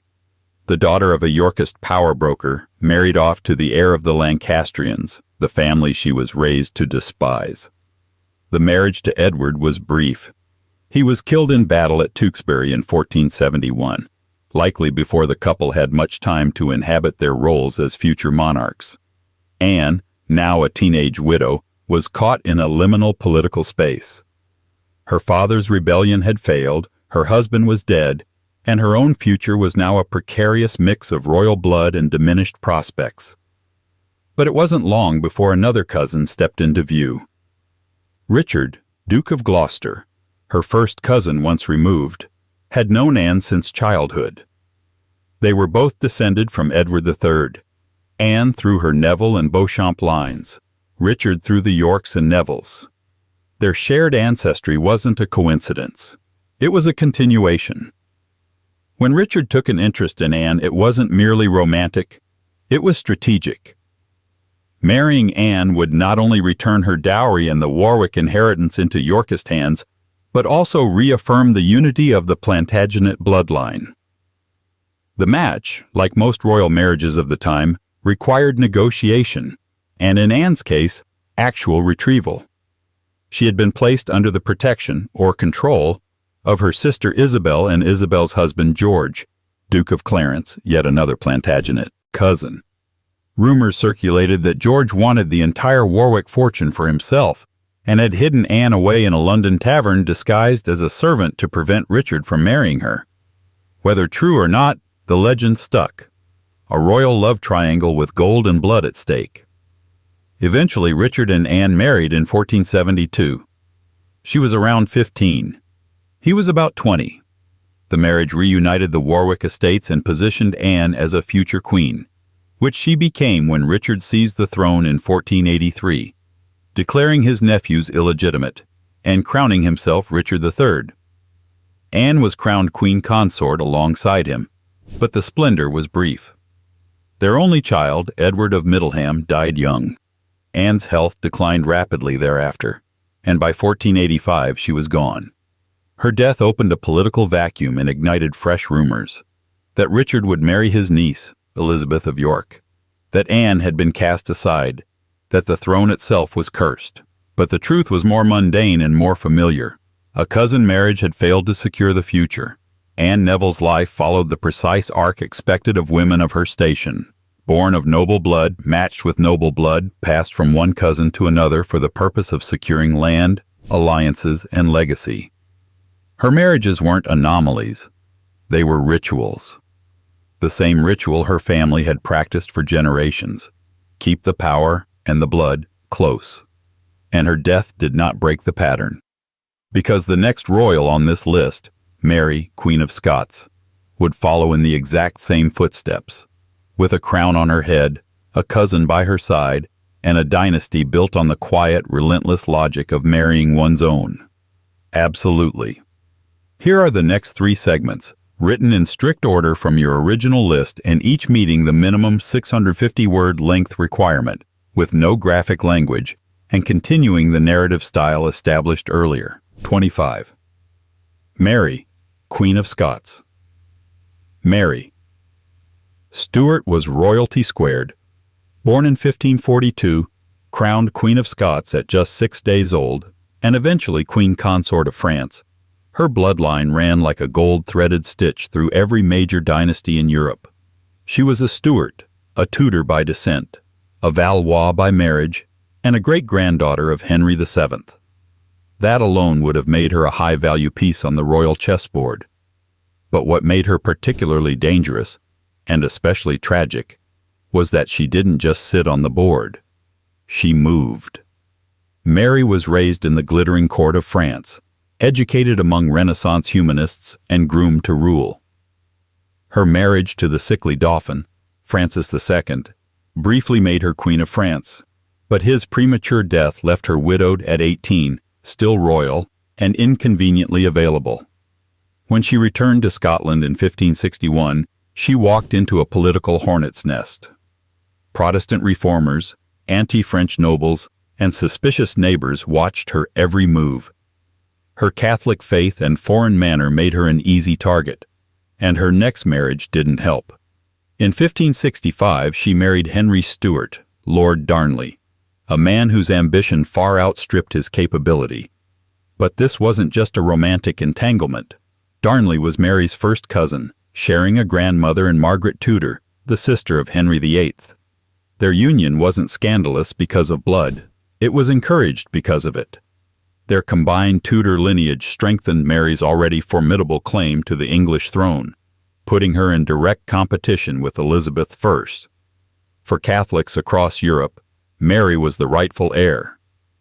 And now she was married to a man who could claim the same. What followed was chaos. Political intrigue, jealousy, betrayals, and a suspicious explosion that killed Darnley in 1567. Mary's reputation never recovered. Her marriage had been strategic, dynastically logical, and a genealogical masterstroke. And yet it ended in ruin.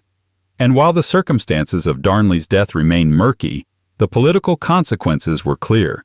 Mary's cousin marriage made her both more legitimate and more vulnerable. She would marry once more, to James Hepburn, Earl of Bothwell, whose own role in Darnley's death remains historically suspect. That marriage would hasten her downfall, leading to her imprisonment and eventual execution. But it was her union with Darnley, cousin to cousin, Tudor to Tudor, that sealed her fate as both contender and cautionary tale. And yet, the marriage produced a son, James VI of Scotland, who would become James I of England. Through Mary, the Stuart line was passed down, not broken. Through her, cousin marriage delivered a dynastic jackpot. But before James would rule both kingdoms, he too would follow the family script, by marrying his cousin. 26. Lord Darnley. Henry Stuart, Lord Darnley, had all the right things on paper: royal blood, good looks, a towering physical presence, and a claim to both the Scottish and English thrones. What he lacked was everything else: patience, judgment, discretion. None of these were in his portfolio. But in the dynastic logic of the 16th century, Darnley didn't need to be competent. He just needed to be related. He was born in England in 1545, the son of Margaret Douglas, niece of Henry VIII, and Matthew Stuart, Earl of Lennox. This made him a double descendant of Henry VII, through both his mother and father. It also made him Mary's first cousin, a proximity that would terrify English advisors and thrill Catholic loyalists. A marriage between the two would consolidate Tudor claims in a single heir and present a unified front against Protestant England. Naturally, the match went forward. Their wedding in 1565 caused political tremors. Elizabeth I, childless and increasingly suspicious of any potential successor, saw it as a direct threat. Mary and Darnley now represented a potent Catholic alternative to the Tudor Protestant project. Their marriage wasn't just personal, it was a geopolitical statement. It was also, like most royal marriages, a matter of bloodline strategy. Marrying your cousin meant keeping claims clean, inheritance neat, and foreign influence at bay. Darnley, however, quickly proved to be a liability. He was arrogant, erratic, and power-hungry. He demanded the crown matrimonial, a title that would make him co-sovereign, and alienated many of Mary's supporters. His involvement in the murder of Mary's secretary, David Rizzio, shocked the court and pushed Mary further away from him, both personally and politically. Their son James was born in 1566.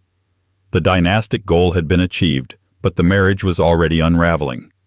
In February 1567, Darnley was killed under mysterious circumstances. His residence was blown up and his body found strangled in the garden. The scandal, the optics, and the lingering suspicion all but destroyed Mary's credibility, not just as queen, but as a political actor. And yet, Darnley's DNA was a success. His marriage to Mary, though brief and disastrous, achieved its primary function. It reinforced the Stuart-Tudor line and produced a male heir. Cousin marriage had once again delivered continuity and crisis. James VI would survive to inherit both thrones. But before his reign could begin, his parents' union had to implode. And before the blood dried on Darnley's scandal, another cousin-based marriage was already waiting to be remembered. One that would come with its own set of contradictions, starting with a king often remembered more for exile than for rule. 27. King James II, 7th of Scotland. By the time James II came to power, cousin marriage wasn't just tradition, it was bureaucracy. Royal families had been repeating themselves for centuries, not just in bloodlines but in names, alliances, and mistakes. And James, as both a Stuart and a descendant of Mary, Queen of Scots, inherited all of it, including the family habit of marrying someone with a familiar surname and an overlapping family tree. James II of England and 7th of Scotland was born in 1633 to Charles III and Henrietta Maria of France. Through his father, he was a direct descendant of Mary, Queen of Scots. Through his mother, he was connected to the Bourbons and the broader Catholic dynastic web of Europe. But when it came time for a second marriage, after the death of his first wife, Anne Hyde, James didn't just choose a politically suitable bride, he chose a relative. In 1673, James married Mary of Modena, an Italian princess and his fourth cousin. Both descended from the House of Bourbon and the Medici line, their union wasn't close enough to spark scandal, but close enough to reinforce the time-honored principle. Never marry a stranger. Mary was just 15. James was 40. The age gap was significant but unremarkable for the time. What mattered was her Catholicism, her royal credentials, and her ancestry, all of which passed muster. The marriage horrified Protestant England, already uneasy with James's open Catholicism. When their son, James Francis Edward, was born in 1688, panic erupted. A Catholic heir had been born to a Catholic king and his Catholic cousin queen. It was the final straw. The Glorious Revolution followed. James was deposed and exiled. Mary of Modena fled with him. Their son, the so-called Old Pretender, would spend his life claiming a crown he never held, but their marriage, the fourth cousin union that sparked a dynasty in exile, remained symbolically potent. Because in the end, the cousin marriage wasn't the scandal. The religion was. The bloodline, that was still royal, still valid, still considered worth preserving. Even in defeat, even in exile, James and Mary were continuing the ancient royal ritual. Marry within the line, preserve the inheritance, repeat. And coming up next, Mary herself. A queen consort and queen mother whose life in exile would prove that being born royal and marrying royal didn't always mean staying royal. 28. Mary of Modena. In the labyrinth of royal lineage, Mary of Modena entered not as a disruptor, but as a reinforcement, a continuation of the same strategy that had preserved monarchies for centuries. Marry your cousin, preserve the dynasty, and hope the public doesn't notice that the family tree has no branches. She was young, Catholic, and impeccably bred. And though her name rarely takes center stage in popular retellings of British royal history, her presence detonated a political revolution. Born in 1658 in the Duchy of Modena, Mary was raised in the courtly glow of Italian aristocracy. Her father, Alfonso IV d'Este, Duke of Modena, descended from a long line of powerful Italian nobility. Her mother, Laura Martinozzi, was a niece of Cardinal Mazarin, the all-powerful minister of France under Louis XIV. From both sides, Mary inherited a careful construction of bloodlines, arranged, merged, and preserved across generations to maintain the sanctity of noble privilege. Her ancestry wove through the Habsburgs, Bourbons, and various minor princely houses of Europe, all part of a tight-knit web of elite interrelation. The result? Mary was, through extended noble kinship, a distant cousin to her eventual husband James, Duke of York, later James II of England and VII of Scotland.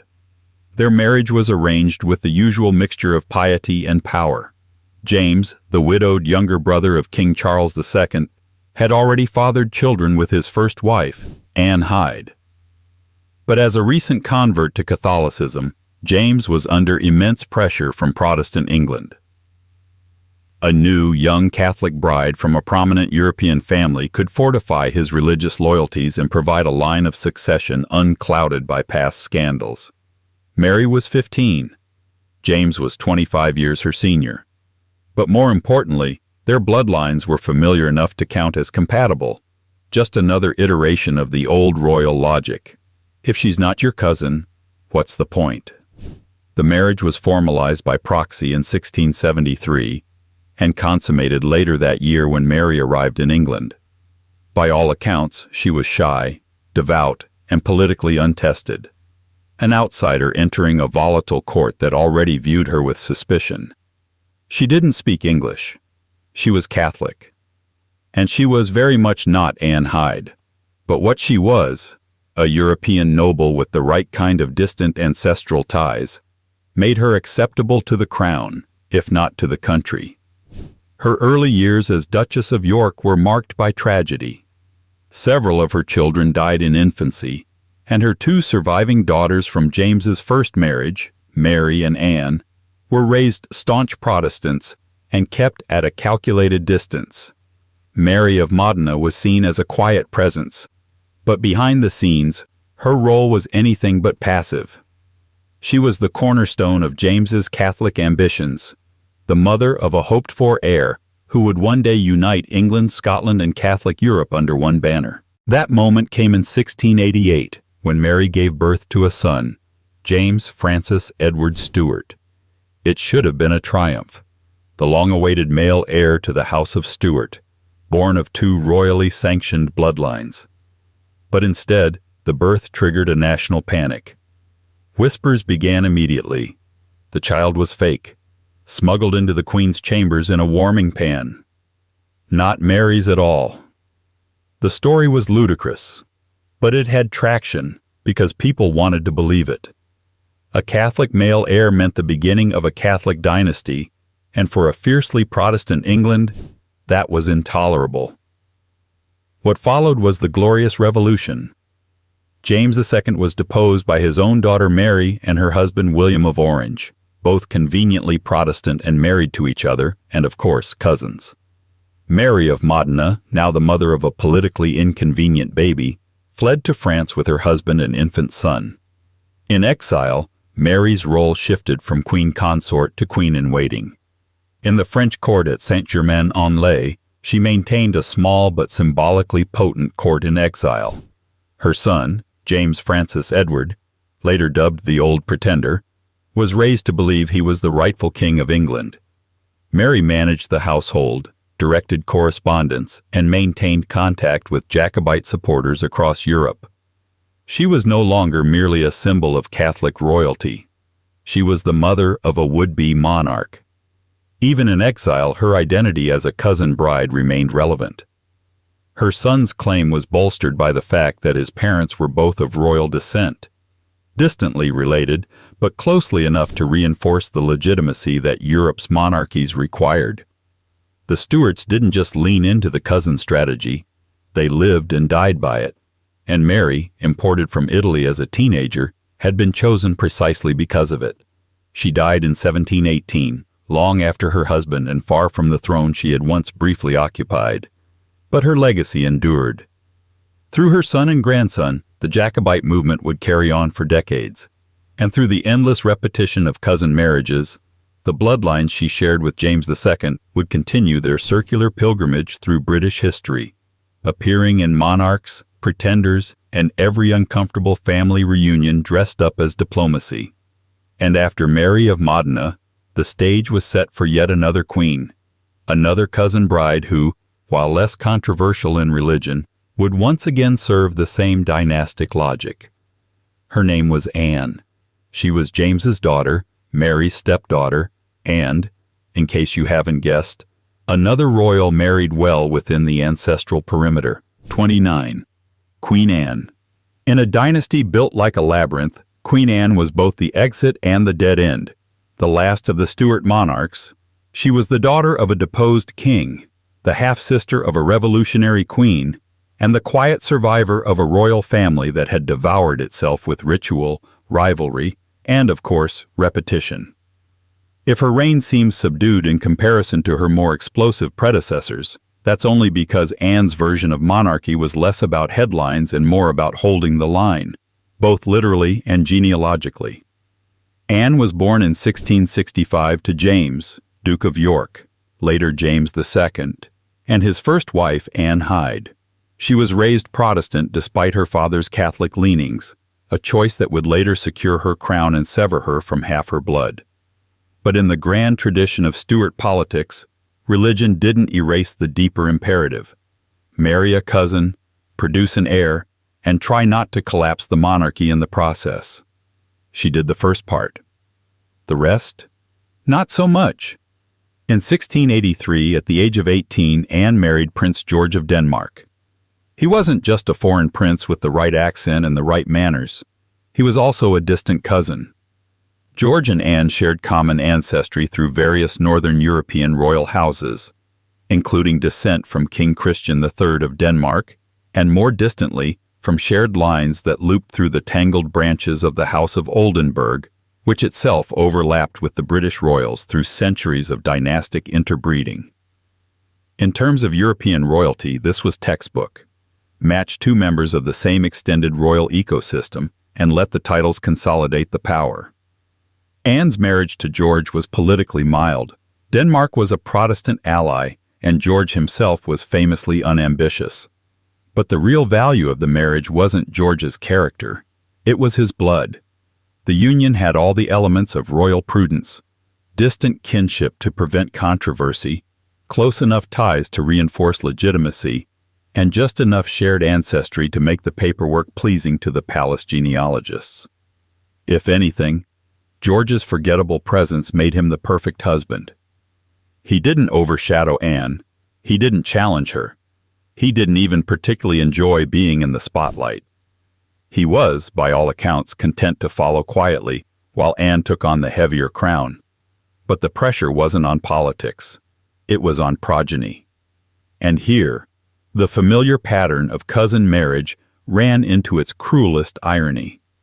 Anne was pregnant at least 17 times. Miscarriages, stillbirths, children who died in infancy. Only one child, William, Duke of Gloucester, lived past the age of 2. He died at 11. The grief was relentless, and it shaped her reign, her body, and her public image. She mourned in silence, bore the weight in her health, and continued to be a symbol of dynastic failure, even while leading a growing empire. Some historians point to Anne's repeated losses as the tragic outcome of a damaged gene pool. The royal families of Europe had been marrying each other, and themselves, for generations. Cousin after cousin, uncle to niece, first cousins once removed, second cousins twice aligned. And while the science of hereditary disease was centuries away, the consequences of intermarriage were starting to make themselves known in smaller, deadlier ways. Infant mortality, miscarriages, fragile heirs. Anne's own life was a ledger of names written and erased before they had time to matter. Her reign, from 1702 to 1714, was defined less by drama and more by structure. She presided over the Acts of Union, uniting England and Scotland into Great Britain. She navigated wars abroad and alliances at home. She ruled with quiet tenacity, even as her health failed and her legacy narrowed into the stark, echoing question, who comes next? Because Anne had no surviving children, the end of her reign meant the end of the Stuart line. The very dynasty that had doubled down on cousin marriages in the name of continuity had finally exhausted itself. The bloodline had looped so many times it collapsed inwards, closing off the possibility of a direct successor. And so the crown passed to the House of Hanover, a German import, chosen less for his charisma and more for his Protestant credentials and distant genealogical link to the Stuart bloodline through Sophia of Hanover, a granddaughter of James I. Anne died in 1714, swollen with illness and childless. Her husband had died 6 years earlier, equally quiet, equally forgotten. But their marriage, between two mild royals from closely related houses, was the final chapter of a specific royal strategy. Keep it in the family. Always. And it wouldn't be the last time. Because the new Hanoverian dynasty, imported from Germany to replace a deadline, brought with it the same habits. The same cousin-focused matchmaking, the same ancestral overlap, the same instinct to trust only those who already shared your blood. And no one embodied that more intensely than the man who would replace her lineage with his own. King George I. Another cousin, another crown, another chapter, other 30, Prince George of Denmark. If history remembers Prince George of Denmark at all, it does so faintly, a soft outline beside the far more dominant figure of his wife, Queen Anne. He was not a king, nor a warrior, nor a particularly gifted statesman.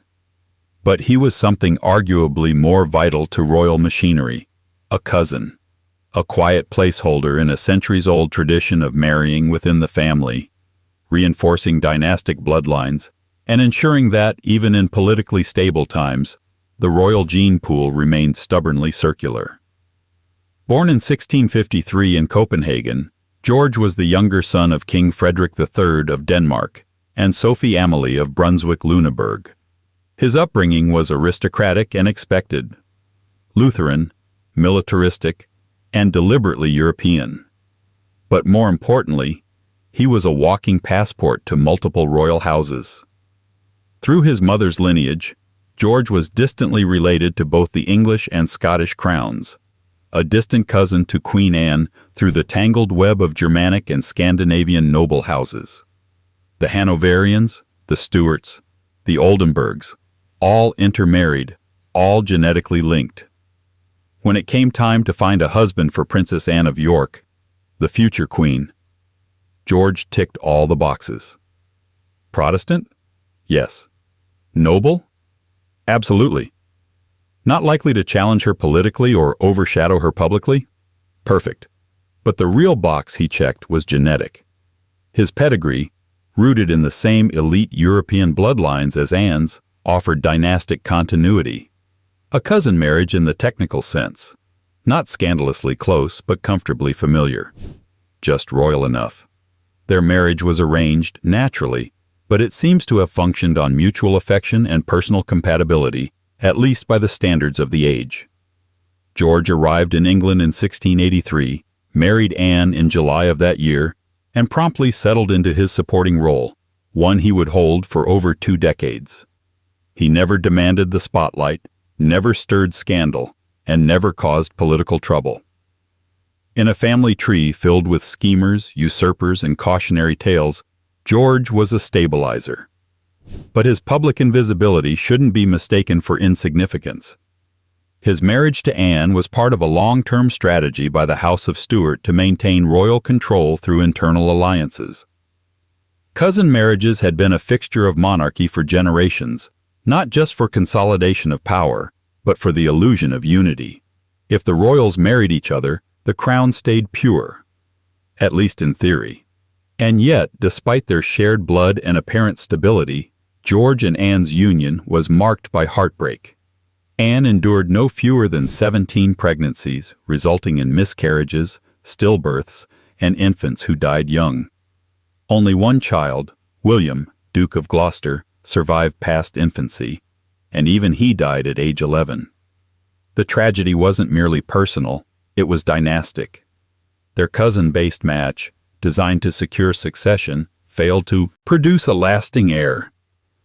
The repeated losses took a toll on Anne's physical health and mental well-being. George, for his part, remained supportive, quiet, loyal, and mostly in the background. He was given the title of Duke of Cumberland, but wielded little real power. When Anne ascended to the throne in 1702, George became consort but not king. Another reminder of his role as the genetically approved spouse, not the ruling partner. Their relationship may not have produced a dynasty, but it reflected something deeply embedded in royal practice. The idea that even in quiet marriages, bloodlines must align. George's European connections reinforced England's Protestant alliances. His distant cousinhood made him acceptable to both Anne and her court, and his unassuming nature made him ideal in a monarchy still reeling from the political earthquakes of the previous generation. Prince George died in 1708, 6 years before Anne. His death plunged her into visible grief, one of the few moments in her reign where emotion overtook decorum. She never remarried. Their union, though dynastically unsuccessful, had been personally significant, and symbolically, it marked the end of a certain kind of royal arrangement, one where shared ancestry was seen as a strength rather than a liability. Because in the decades to come, cousin marriage, once viewed as the gold standard of royal alliances, would increasingly be seen as a risk. The Hanoverians who followed Anne would continue the tradition, but with consequences that were harder to ignore. Mental illness, congenital disorders, frail heirs. The pattern would persist, but the cost would rise. And as the throne passed from the childless Anne to the imported George I, cousin marriage would evolve from strategic necessity to ticking time bomb. But before that unraveling, there was one more royal pairing that embodied the purest form of intrafamilial union. A match so intimate that it made cousin marriage look conservative by comparison. King George I, next in line, and his wife Sophia Dorothea of Celle weren't just cousins. They were the prototype of a monarchy trying desperately to preserve itself through genetic recursion, and paying the price in private catastrophe. Understood. Here are the next 3 segments in exact order from the original list. King George I, Sophia Dorothea of Celle, King William III. Each segment will meet or exceed 650 words. Remain free of graphic language and follow your tonal and structural requirements precisely. 31. King George I.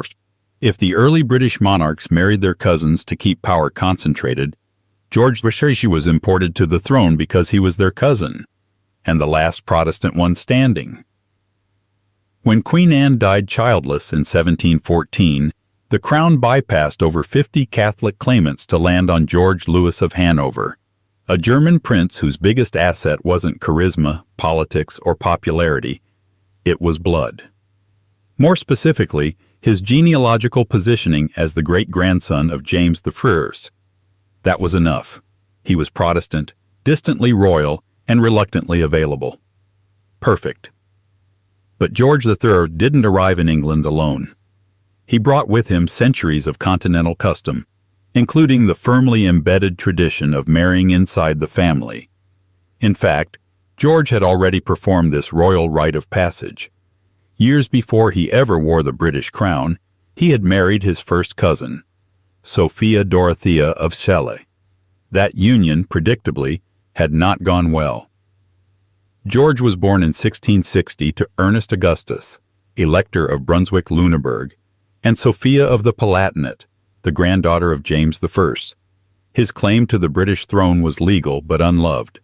In Hanover, however, he had stature. And part of that stature required a proper dynastic marriage. Sophia Dorothea was chosen because she was wealthy, connected, and, crucially, related. Their shared ancestry through the German princely houses made them an ideal match in the eyes of the court, even if they personally had little affection for each other. Their cousinhood wasn't incidental. It was the main point. Marrying someone outside that tangled forest of German, Scandinavian, and British nobility would have introduced risk, unfamiliar blood, divided loyalties, or worse, diminished status. Instead, the match followed the formula. Marry someone close, keep the claims tidy, and avoid surprises. What followed was a marriage built on paperwork and appearances.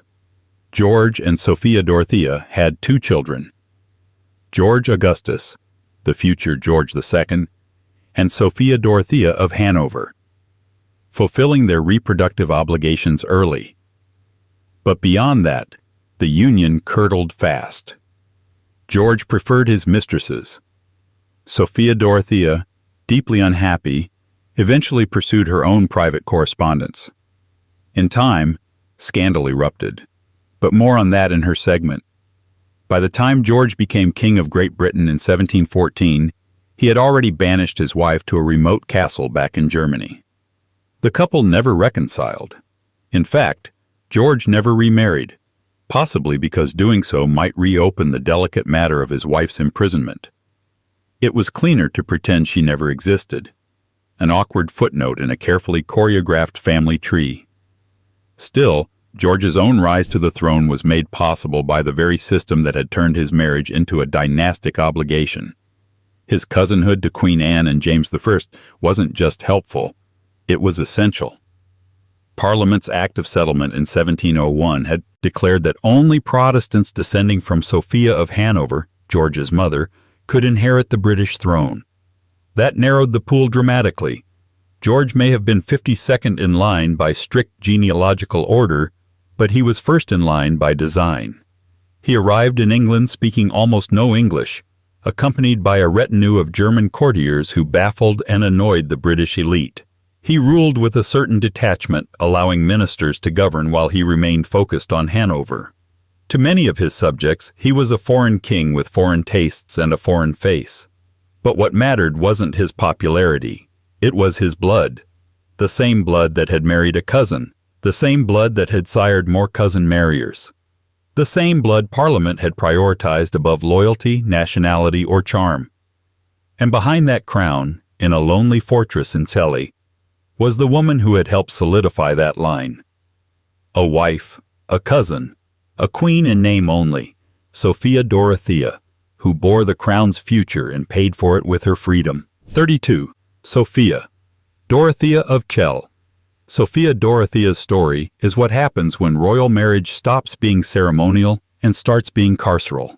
She was a princess by birth, a wife by arrangement, a mother by dynastic necessity, and for the last 30 years of her life, a prisoner by decree, all because she married her cousin, born in 1666 to George William, Duke of Brunswick-Lüneburg, and Eleanor d'Amier d'Olbreuse, Sophia Dorothea of Celle was both noble and inconvenient.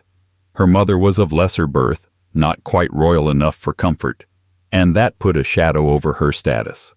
But she was also the only child of her father, who made sure she was legitimized and provided with a wealthy inheritance.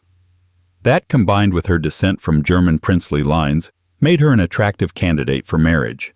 Attractive enough, in fact, for her cousin George of Hanover, later George I, to set aside their mutual indifference and agree to wed her.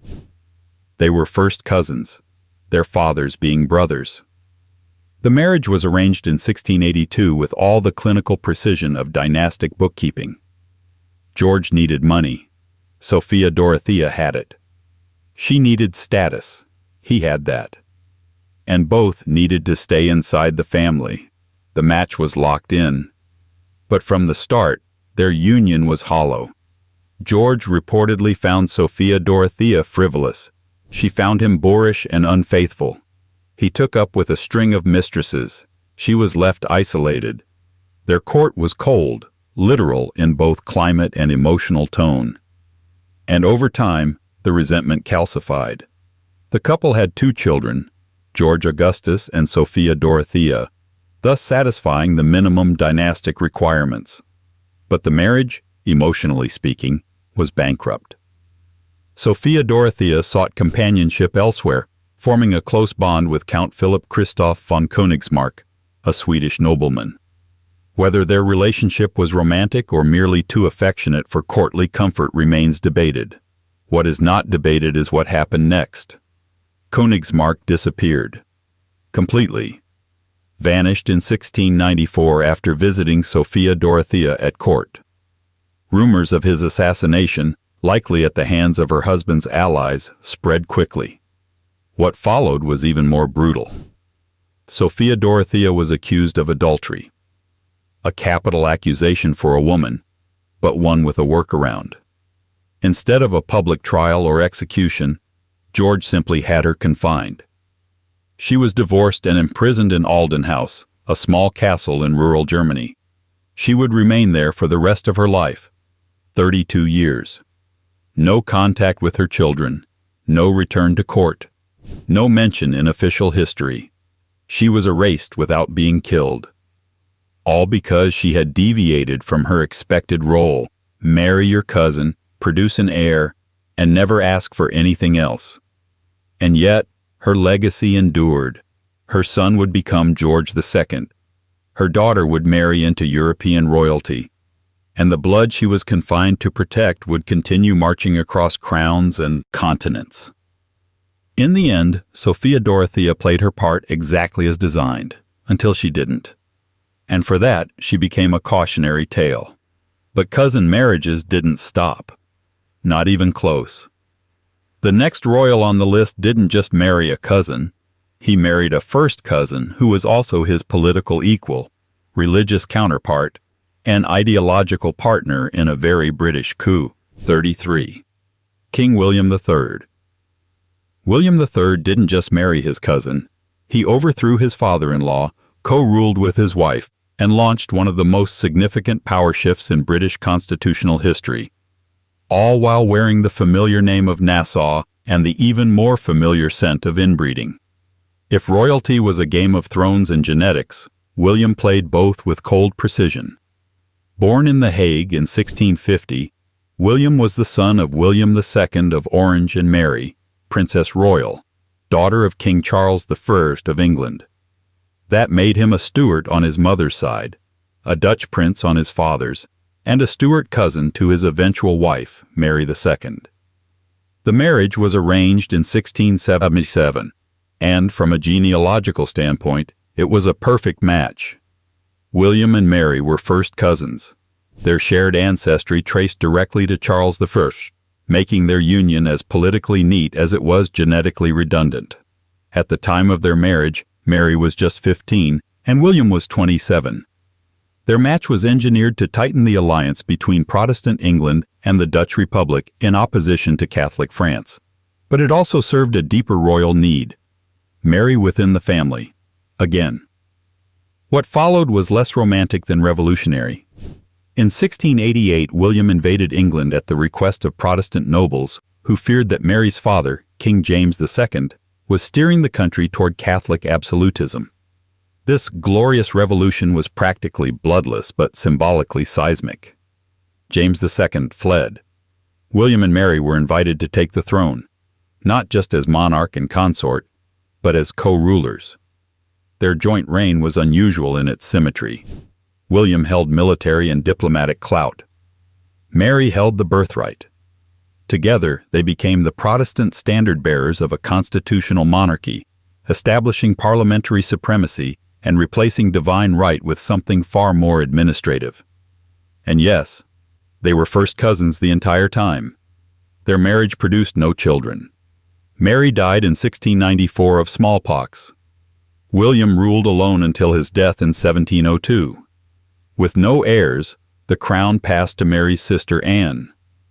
But William's legacy wasn't in progeny, it was in precedent.